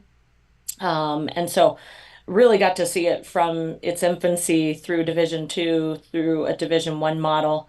And I had a colleague of mine be offered the opportunity to come to Binghamton. And he was like, I know this is kind of seems like a lateral or a backward step, but I'd love for you to come work with me up here. And for me, it was a great opportunity to kind of be in the heart of the lacrosse talent, and have the um, so much of the sport being played right in our backyard, and have access to whether it's recruiting or growing the sport in the community, or just being kind of invested in it, in a well-known lacrosse pocket was a tremendous opportunity for me. And like I mentioned before, Binghamton like sells itself, and what they were offering here is an opportunity for student athletes to come compete at the highest level, and also walk away with such a reputable degree on the academic side. It was a no-brainer for me.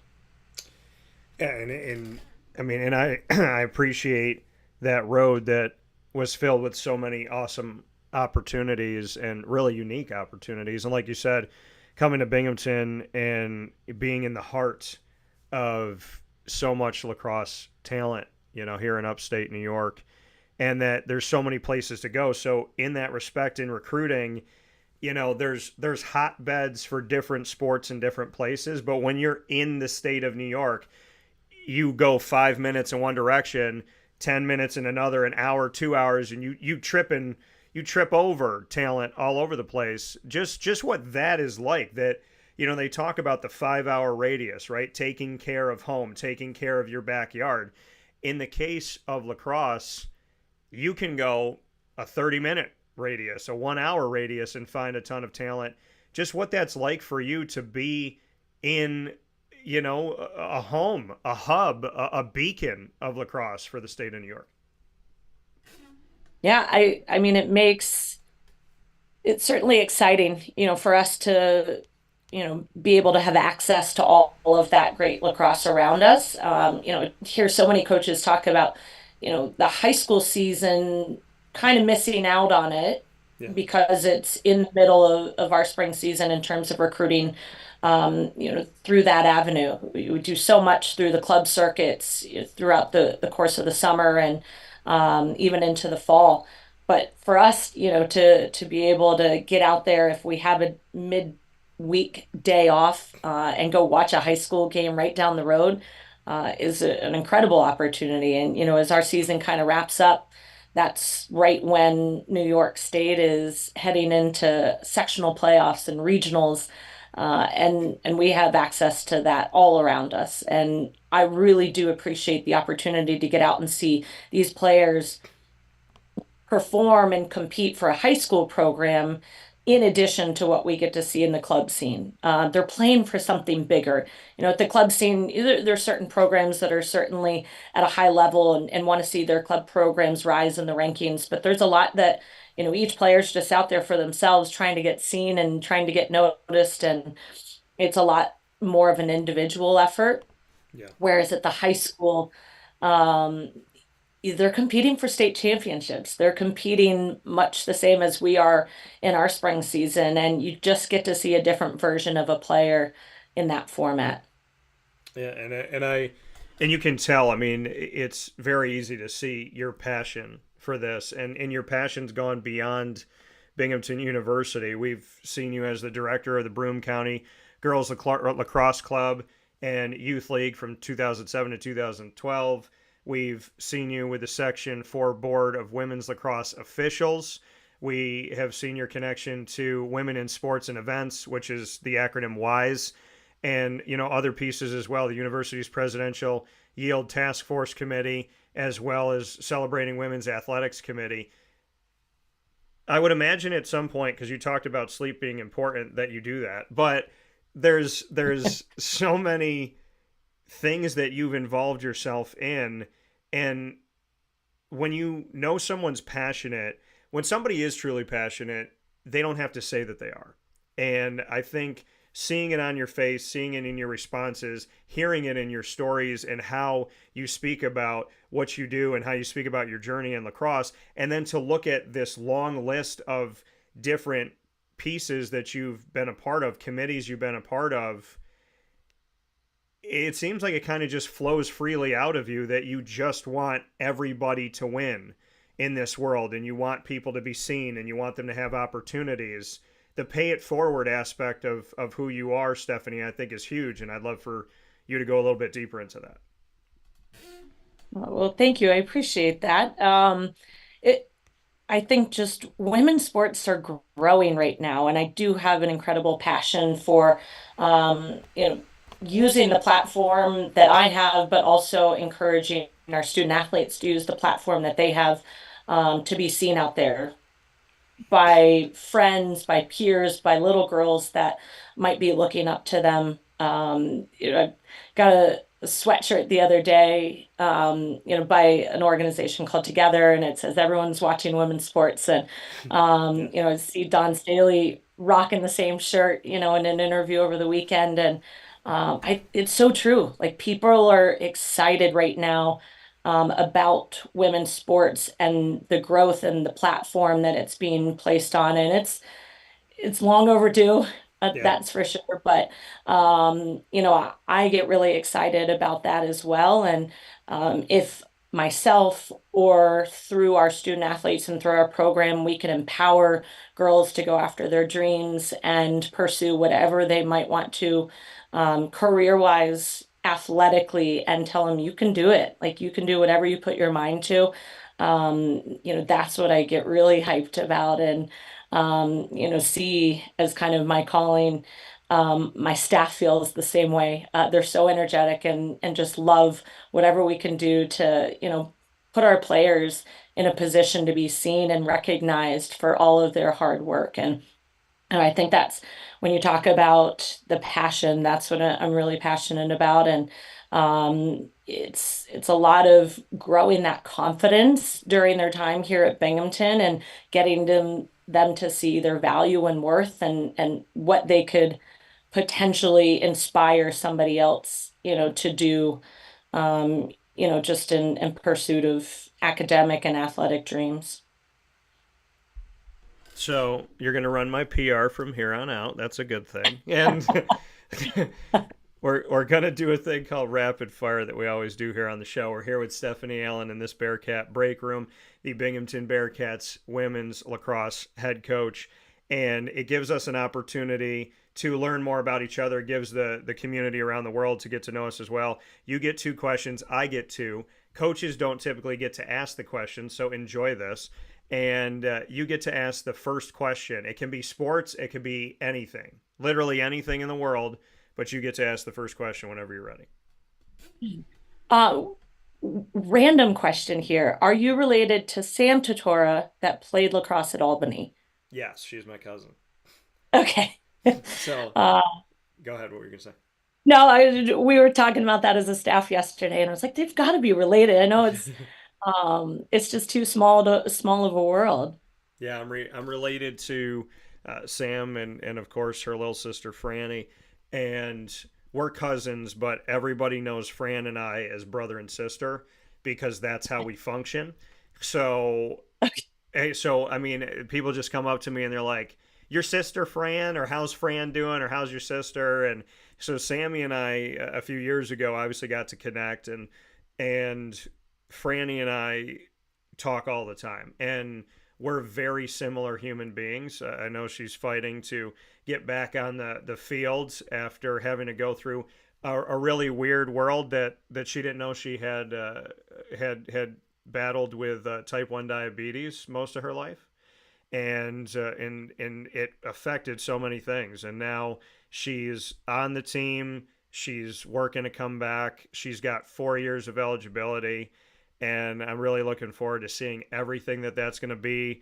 We call her the Wolf, and she's special. So yes, Tortora. If you see a Tortora, 99.999% we're related because it's a very unique last name. Yeah. And but no, Sammy and Franny, I from a broadcasting seat and someone that grew up playing basketball and wanted to continue to play it, I'm overjoyed and very proud of the incredible athletes they are. Not female athletes, but athletes that they are. And I would say that I'm, as Franny's big brother, that I protect her, but she can deadlift 315 pounds. So I don't think she needs my help, but I am there in case she does.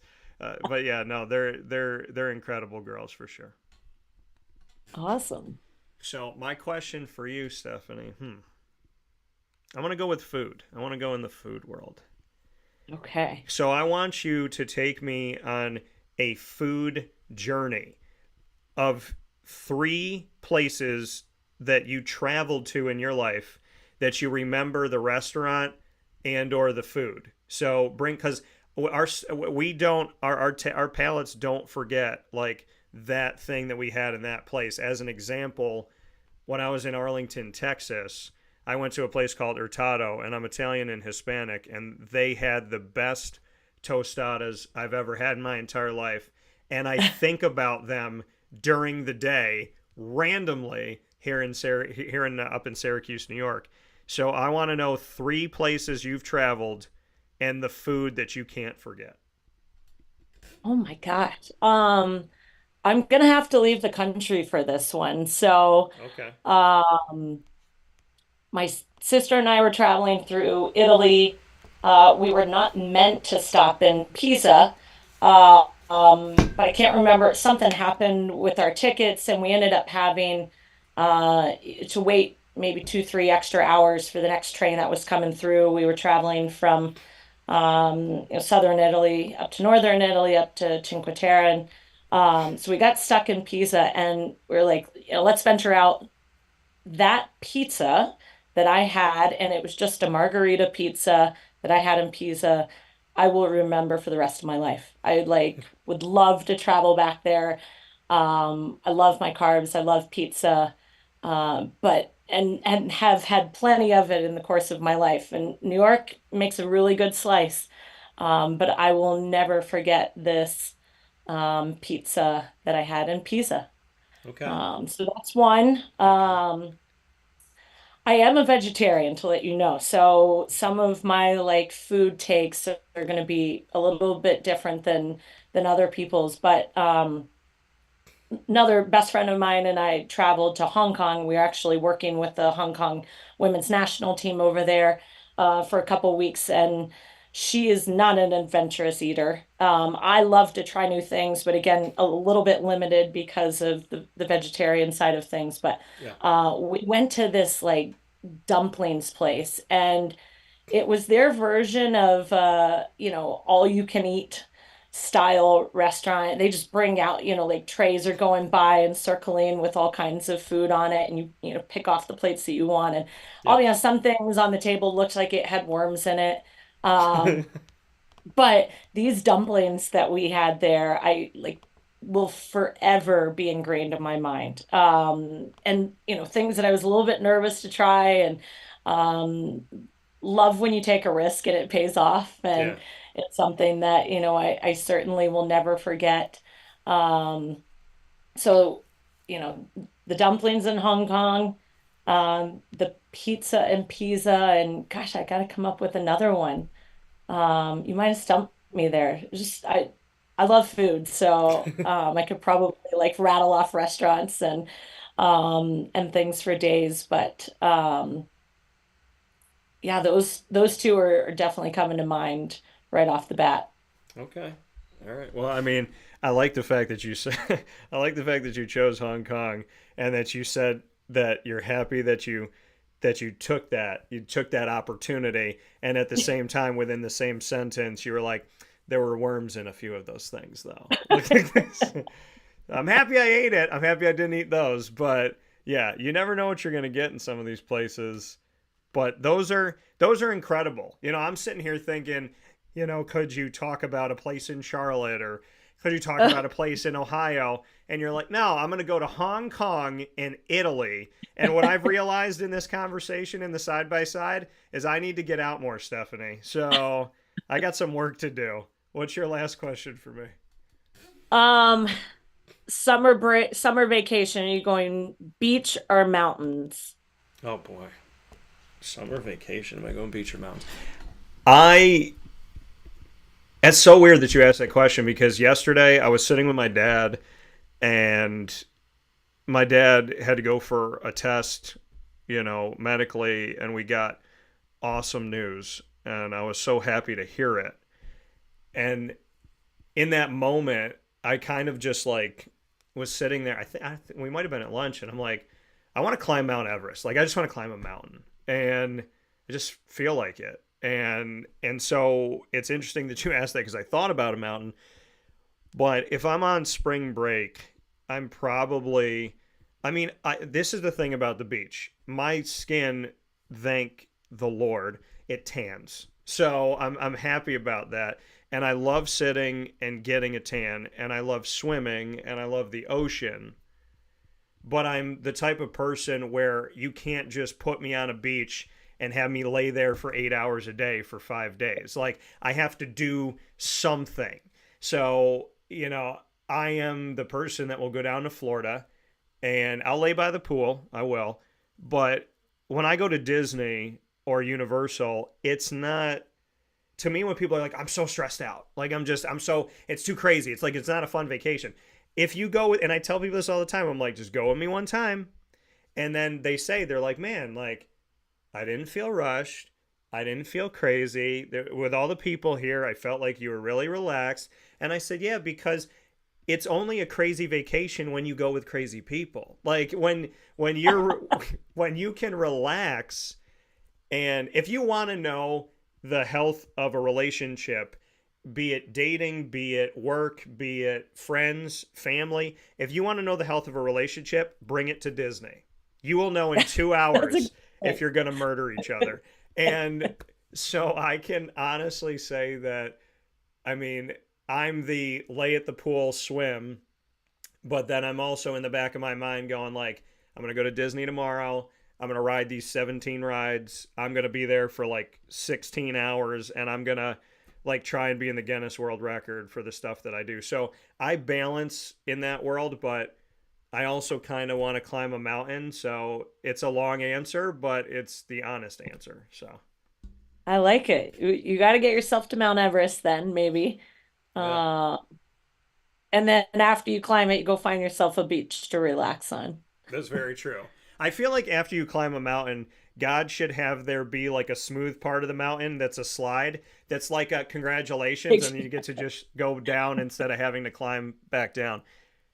My last question for you, Stephanie, is we've gone to so many very like exquisite when it comes to food and like elaborate when it comes to mountains and stuff. So I have to keep this party on 10. So I'm going to go to music.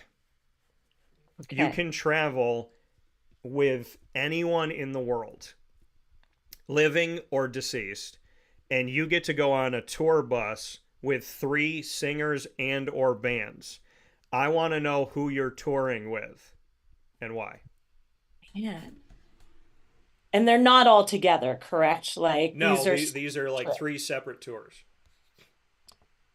Man. Beyonce. I think that we're gonna live the high life and luxury is, you know, just a daily occurrence. Okay. So yeah, definitely traveling with Beyonce. Maybe take a little low key after that, go some Mumford and Sons, Okay. switch gears. Um, man, and then third, huh? Um, I mean, and I'm not like a Swiftie by any means, but I think just, the level of the Eras tour right now and, the places that she's traveling, the things I would get to see all over the world. Maybe I'm getting on the Taylor Swift Eras tour bus, Okay. for a week or two. I will say yesterday during a Baldwinsville Bees girls lacrosse spotlight show that we did at Pizza Man up in Baldwinsville, New York, I said something about music. And I was like, I said something about Taylor Swift. I was like, please tell me you're not playing Taylor Swift at practice. And I in the room, some people laughed, and one girl was like, and I looked right at her and I said, I only say things like that to know where my Swifties are because I need to know where the missiles are coming from.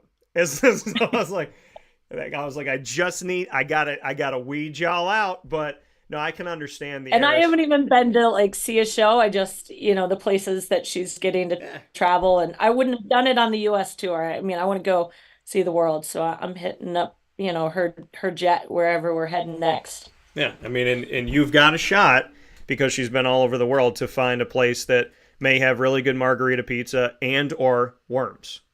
So you never know what you're going to True. get.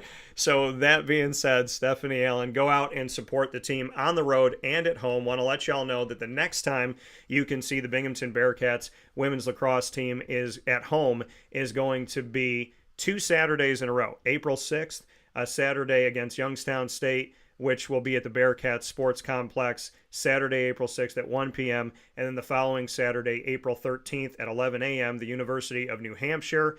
And so we implore you to come out and see them. They'll also be in Burlington, Vermont this coming Saturday, March 30th. So, Stephanie, it has been an absolute honor and pleasure to have you here on the show today. And we've only begun telling your story and the story of your student athletes. So to the Binghamton Bearcats women's lacrosse team and to your leadership and your staff, I want to thank you for everything you're doing for Binghamton, and I look forward to talking with you soon. Thanks so much. I appreciate it. All right, take care. Have a good day. Thank you, too. Thank you. That coming from Stephanie Allen one more time here on Wake Up Call with Dan Tortora, where sports meets life. We will take one final step aside. Bearcat Breakroom double dose here on Wake Up Call with Dan Tortora, and we will bring you the ingredients to success right after this, where sports meets life.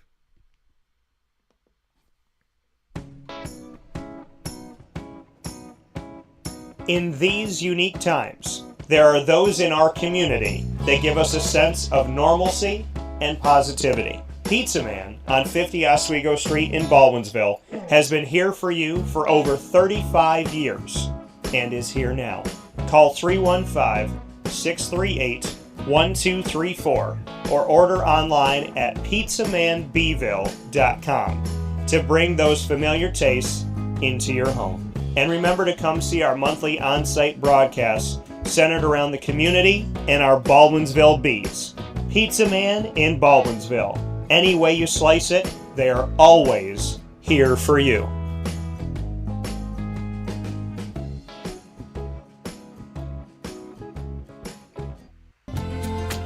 Looking for your next ride? Look no further than Great Lakes Honda City, located on 7140 Henry Clay Boulevard in Liverpool, New York. Serving our community for decades, their new and pre-owned vast array of vehicles are available to you Monday through Saturday on site.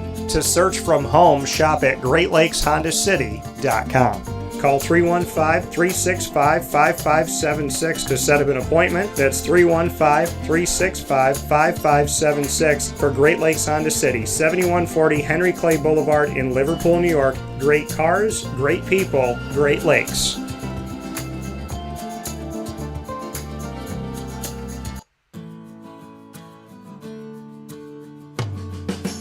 Our corporate purpose at Chick-fil-A is to glorify God by being faithful stewards of all that's entrusted to us and to positively influence all those who come in contact with Chick-fil-A. And what became increasingly clear from our success in Cicero is that people love Chick-fil-A. And also, I think we recognized that, we had a great opportunity to grow the brand and grow our platform. I felt incredibly grateful when I was selected to be a Chick-fil-A operator.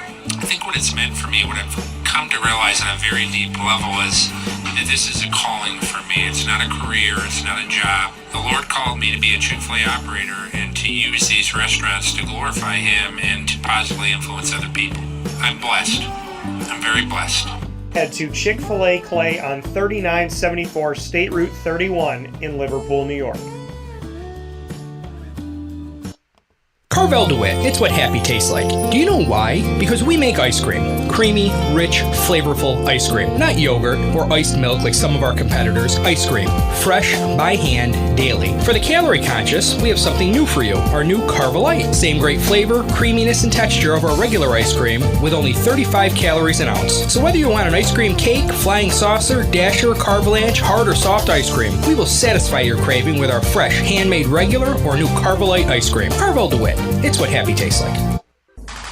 The Wildcat Sports Pub in Camillus, New York is located on 3680 Milton Avenue in the Home Depot Plaza. It is your family-friendly sports bar and restaurant. Folks, some sports bars aren't family-friendly. Some family-friendly restaurants are not sports bars. The Wildcat Sports Pub in Camillus, New York is proud to be both. It is that marriage that you've been looking for years. The Wildcat Sports Pub is your home base for your sports bar and restaurant needs, games for the kids, indoor and outdoor activities, and enough things on the menu to come back every single week and get to try something new.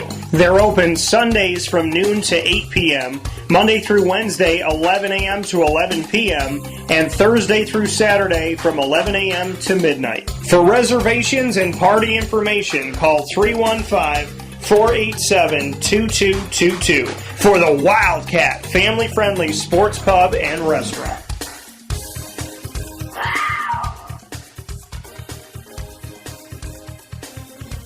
Gigi Cards and Breaks. Like, comment, subscribe.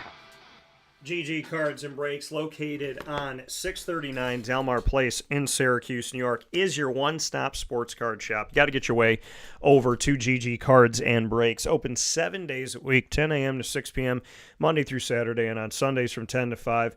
They are an incredible, incredible place. And I can't say enough about GG Cards and Breaks. I appreciate them for all the work that they do. I appreciate how much they care about the community. I appreciate how much they love the hobby. They have singles, graded cards, as well as packs and boxes, and they do things in such a special way. I mean, they're the only place that I know that has every MLB, NFL, and NBA team there in boxes for you, so you can come in being a fan of any of those 30 MLB franchises, 30 NBA franchises, 32 NFL franchises, and find your team waiting there for you to look through them. I appreciate that so very much, that, you know, that extra touch, that extra unique thing that they bring to the table, and they're constantly looking at different things that are out there and seeing different things that they can bring in, and what can they do to maximize your experience as a sports card and or trading card collector with Pokemon and Disney Lorcana. I love speaking with Josh and Anthony and Alex and Joel and the crew about what matters to them and about, you know, the hobby itself. And it's just such a great experience that you can go and have. And once you start collecting cards, you truly never stop. I started when I was a little kid. I'm 38 years old, and I love collecting cards so very much now, and I've had so many great memories, and so many of those memories that I've had recently have happened at GG Cards and Breaks and in connection with GG Cards and Breaks. So, you know, for me, it's my sports card shop of choice. For me, it's the place that I want to go into all the time. And if I went in on a Tuesday, I want to go in on Wednesday. That's just how it is, because they're good people, and I love supporting good people. Head to GG Cards and Breaks on 639 Delmar Place in Syracuse, New York today and all throughout the week. We look forward to seeing you there for trade night this Wednesday, March 27th. From 6:30 to 9:30 p.m. If you have cards if you have cards to trade and or sell, bring them over. If you don't, that's totally fine.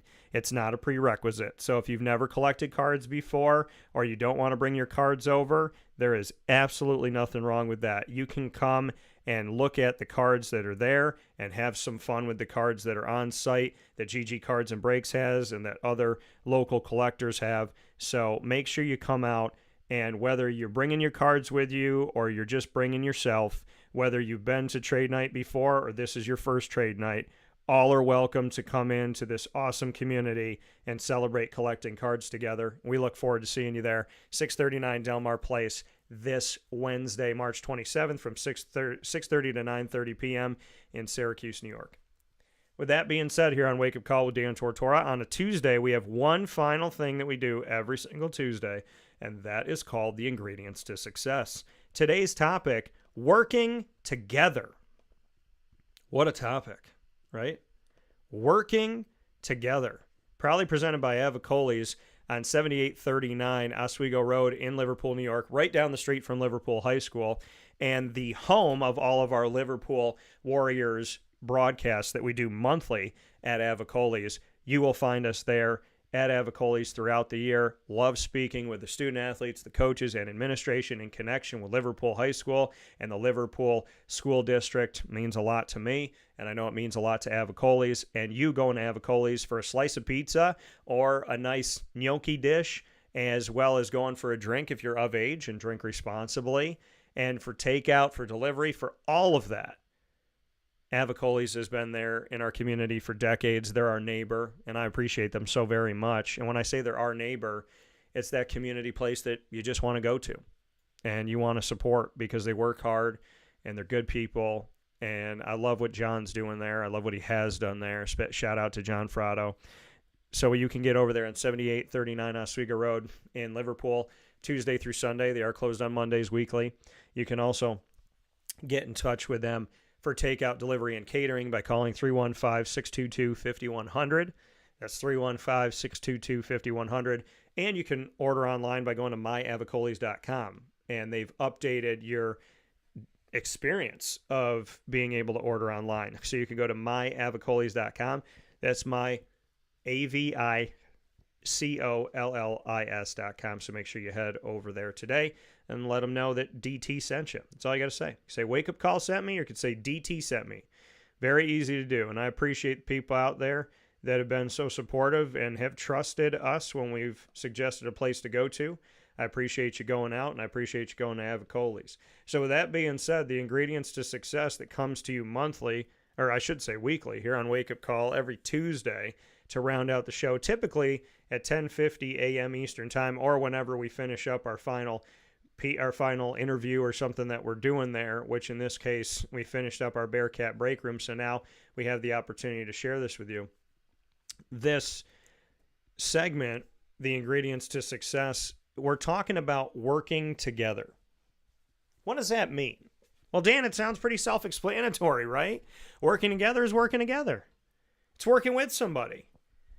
Well, it's really easy to say, but for some odd reason, it's really hard for some people to do. To work together. To be together. To give credit where credit is due. To know that it's not all about you. It's not all you. You didn't, you know what I mean? To just appreciate and give thanks for those that you work with, those that have been there for you, working together. There's a reason why when we're in school growing up, that they put us in projects and they have us work with other classmates. That's not a mistake. It's a purposeful action.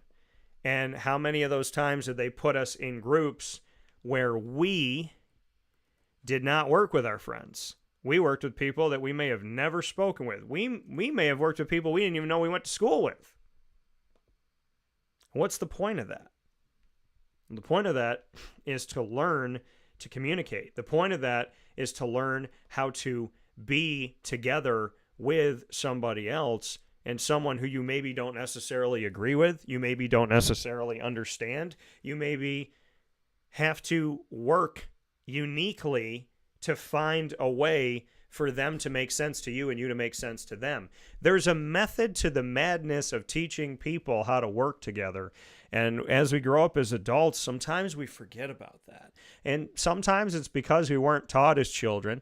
And sometimes we were taught wrong as children. And sometimes we just forget what we were taught as children.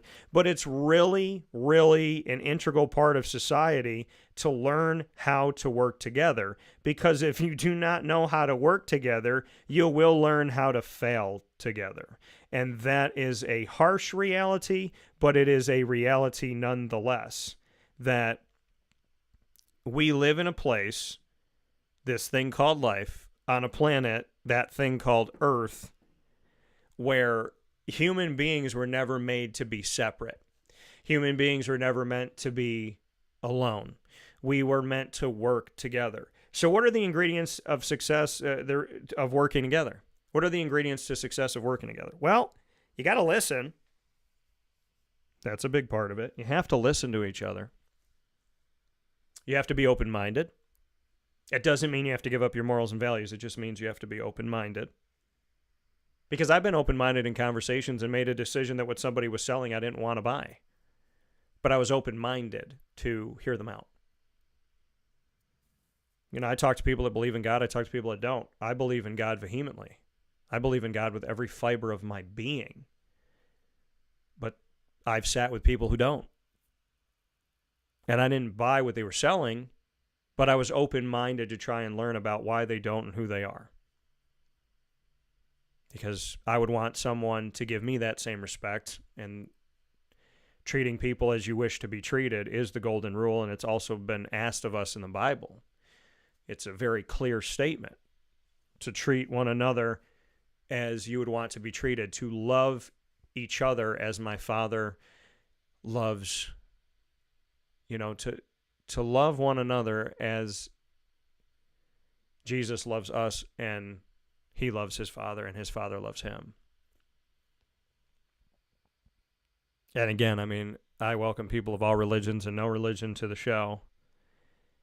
And as much as I respect you, I ask you to respect me. I believe in God, and I've never told somebody that they couldn't be on the show or that they couldn't listen to the show or watch the show if they don't. So I would expect the same in return. And for me, working together has to do with being, like I said, open-minded, listening, being able to let go of some control. That's just a really hard thing for people to do. To say, you do this part and I'll do that part, and to trust somebody's going to do it and then not just do it all by yourself, which defeats the purpose of working with someone. You have to have good time management, right? You got to be respectful of each other. How many times have you worked in a group where somebody's just not good on time and they never show up, and or if they do show up, they're always late and they always have an excuse, and when they get there, they don't want to work, and they're kind of like a hindrance to the work because they're talking about something else and messing around. And so you have to be focused in working together. You have to be respectful of people's time and people's energy. You have to do the thing that you promise, so you have to live by your word. I mean, honestly, working together is a microcosm of what we need to be in general in society. Open-minded, hardworking, respectful, understanding, listeners, understanding we can't control everything. That's a part of it too. So, working together, I think Congress should work in small groups of Democrats, Republicans, and independents. I think there should be no groups that are all Republican, no groups that are all Democrat, no groups that are all independent. I think Congress should be broken up into groups where you have to work with those that are different than you, that have different opinions than you. And your job is to find similarities amongst yourself. Because imagine that. Imagine if Congress was broken up like children and they had to work with different parties, and they could never work with just the people that agree with them. They had to work with people that had differing views. And that us, as the populace, got to grade them. We got to be their teacher. I feel like there'd be a lot of change, right? If they had to answer to the people. Because there's more of us than there are of government officials. So if there's more of us than them, and they're not speaking positively, fairly, or honestly on behalf of us, why can't we peacefully ask things to change? Peacefully, mind you, ask things to change. I think that should happen. I think an exercise of Congress is that they have to work in small groups with people that they don't typically sit in the cafeteria with, literally and figuratively. I think it would change a lot of things. I as much as, looking back on it in those moments, I didn't like it. Why do I have to work with this person? This person bullies me. Why do I have to work with this girl? This girl thinks that she's all that, and she doesn't talk to anybody because they're below her. And why do I have to work with this kid? This kid shows up late all the time. But you learn from each other. And you also learn the people that are willing to work together and the people that are put in a group with you that refuse to work with you. Or the people that are put in a group with you that have never spoken to you before and they think they're better than you, and you work in a group and they speak with you and you have a great time, and for 2 weeks you're friends, and the moment the project's done, they go right back to not talking to you again. So there are people that learn from it and there's people that don't. I would suggest that when you work with somebody, you don't forget about that moment. And when you put all that time into finding a place to work together and you befriend somebody or you find similarities and you have that positivity, don't be transactional. Don't say, okay, I'm going to make this person feel really valued for 2 weeks and then I'm out. I'm going to make this person feel valued for 2 years. I'm going to make this person feel valued for 3 minutes. But as soon as this project is done, as soon as this email is sent, I'm done caring about this person. The whole point of the project is to open our minds and our hearts to others. So if we do that, one, that's a win.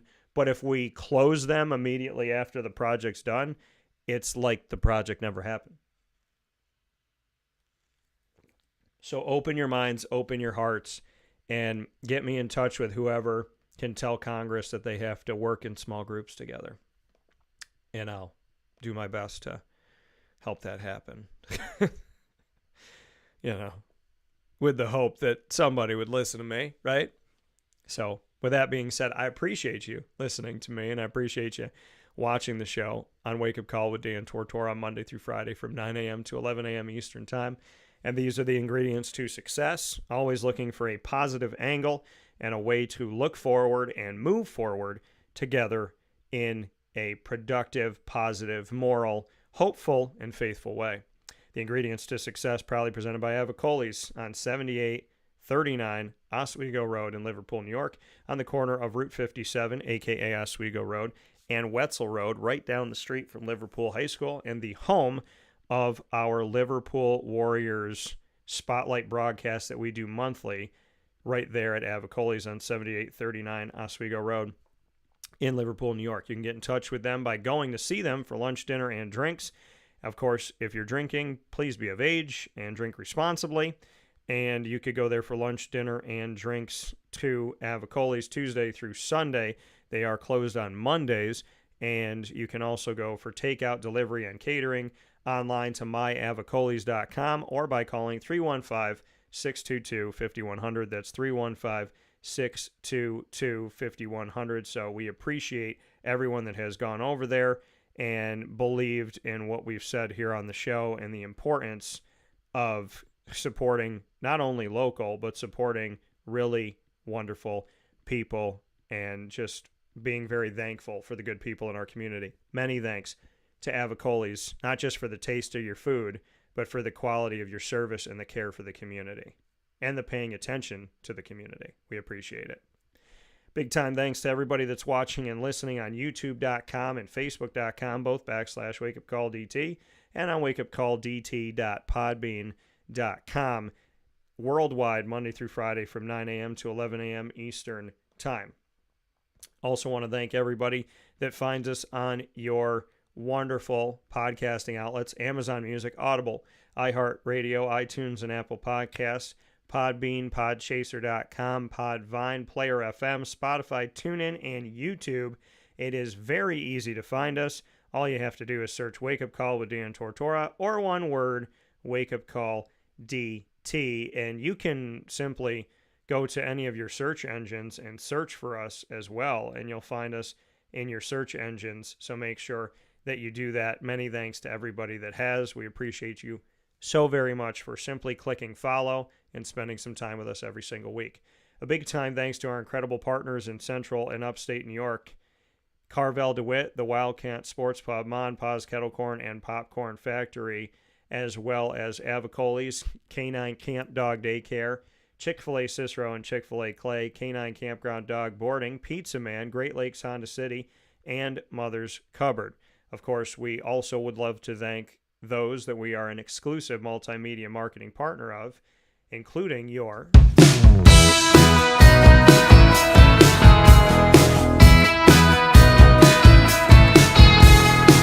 Lemoyne College Dolphins. It's Fins Up every single month on Wake Up Call with Dan Tortora.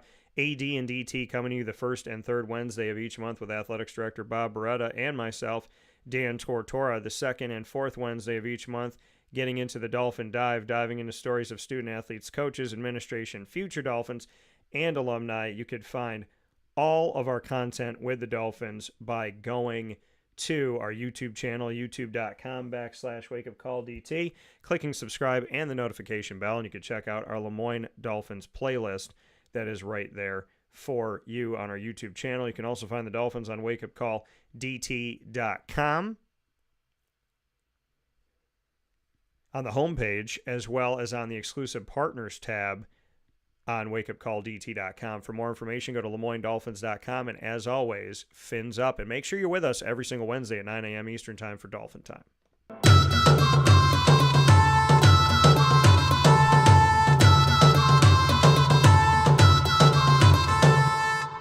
The Bryan and Stratton College Bobcats of Syracuse are exclusive multimedia marketing partners with Wake Up Call with Dan Tortora, bringing you what we call the Bobcat Buzz every single month. The Bobcat Buzz, diving into stories of the awesome student athletes, coaches, and administration of Bryan and Stratton College of Syracuse that is right there on James Street.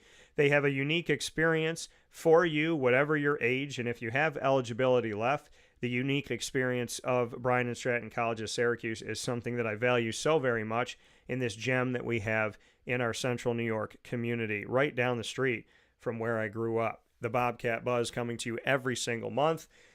Men's and women's soccer, men's and women's basketball, baseball, and esports all taking the spotlight here on Wake Up Call with Dan Tortora. You can find the Bobcat Buzz episodes by going to youtube.com/wakeupcalldt. Click subscribe and the notification bell and find our BSC Syracuse playlist. You can also go to wakeupcalldt.com's homepage and find the Bobcats there, as well as underneath the exclusive partners tab. For more information, go to syracuse.bscbobcats.com. And as always, go Bobcats.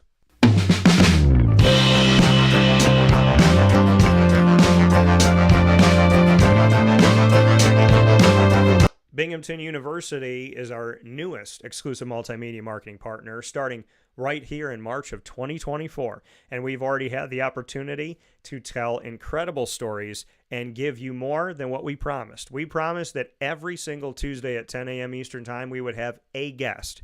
Since we've begun this, we have had multiple guests every single Tuesday to start things off. You've heard from men's and women's lacrosse, men's and women's basketball, athletics director Gene Marshall. You've also heard from baseball and softball. Tuesdays at 10 a.m. Eastern Time is Bearcat Time, and you'll find Binghamton University every Tuesday at 10 a.m. Eastern Time with monthly specials entitled Moments with Marshall, featuring athletics director Gene Marshall and a behind-the-scenes look at Binghamton University and the athletic department.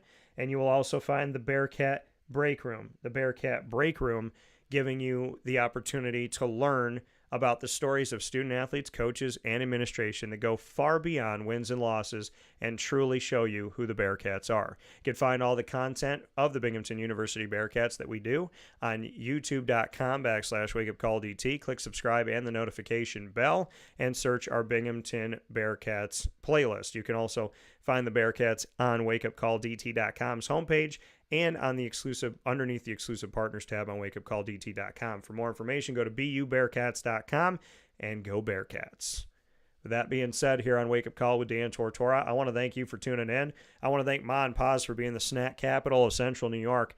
Love Ma and Pa's so much. They have freeze-dried candy. They're awesome. They're flavor bursts. They're brain busters. They're rainbow rounds, as well as their Mambos, are terrific. You got to try their freeze-dried candy and their caramel corn and their kettle corn and their premium corn banana peanut butter, shout out Elvis, and their cotton candy and their lemonade and their chocolate dipped everything. Folks, your taste buds have not truly woken up if you haven't been to Ma and Pa's. I suggest you get out there today to 201 7th North Street in Liverpool, New York, and experience what Ma and Pa's is all about. I cannot thank the Bell family enough, and JoJo and the whole team there, for their trust in me over the years to share their story.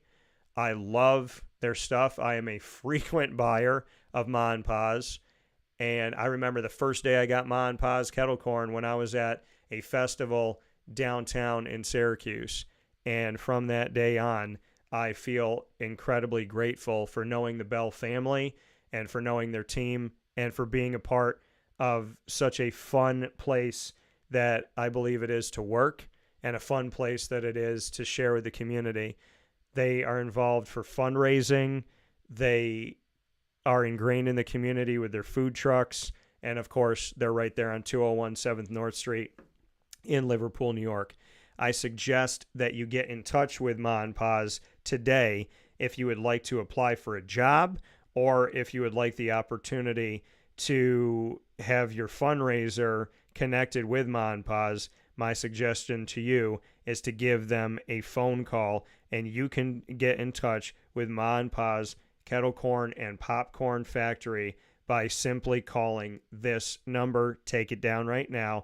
That's 315-450-6272. That's 315-450-6272 for Ma and Pa's, our snack capital, right here in Central New York. With that being said, big time thanks to our guests for the Bearcat Breakroom and our exclusive multimedia marketing partnership with the Binghamton University Bearcats. Thank you to Kevin for everything that he did, everything that he's done, and his incredible story. Really appreciate Kevin McKeown for being on the show today, the Binghamton University Bearcats men's lacrosse head coach, Stephanie Allen, the Binghamton University women's lacrosse head coach, for being our guests, and once again, just up in the ante and just showing these really awesome and unique stories, and how everyone we've spoken to has just had a really unique place in how they got to Binghamton, their story with Binghamton, who they are, why they are. I have, in just a few weeks, been very impressed. So thank you to Kevin and Stephanie and everyone we've gotten to speak with. And, of course, behind the scenes, John Hartrick. Thank you to John for the work that he's done, and David O'Brien as well, and everybody there. And, of course, a big time thanks to Avicolli's for the ingredients to success on working together. I hope you have a wonderful day. Please stay safe and be good to each other. Find us on Facebook at Wake Up Call DT, X at Call DT, Instagram at Wake Up Call _DT. Go on YouTube and Facebook, both.com/Wake Up Call DT, to watch our specials with Baldwinsville. The Baldwinsville Bees girls lacrosse team, as they head into their season. First game will be April 5th. And we got to do the prelude into the season like we typically do with Megan Tabor and her team. Go back and watch the fantastic student athletes, her 5 leaders on the team, her veterans. Make sure you go back and watch those broadcasts from Pizza Man Pub on 50 Oswego Street in Baldwinsville, New York. Go watch them today on youtube.com and facebook.com, both /Wake Up Call DT. Click follow and subscribe while you're there. I thank Megan and the student athletes and the coaches and Baldwinsville in general and their athletic department and the wonderful community, and of course Pizza Man and Jordan and Jimmy and everybody there. Big time shout out to all of you. Have a beautiful day. God bless. No stress. Do your best.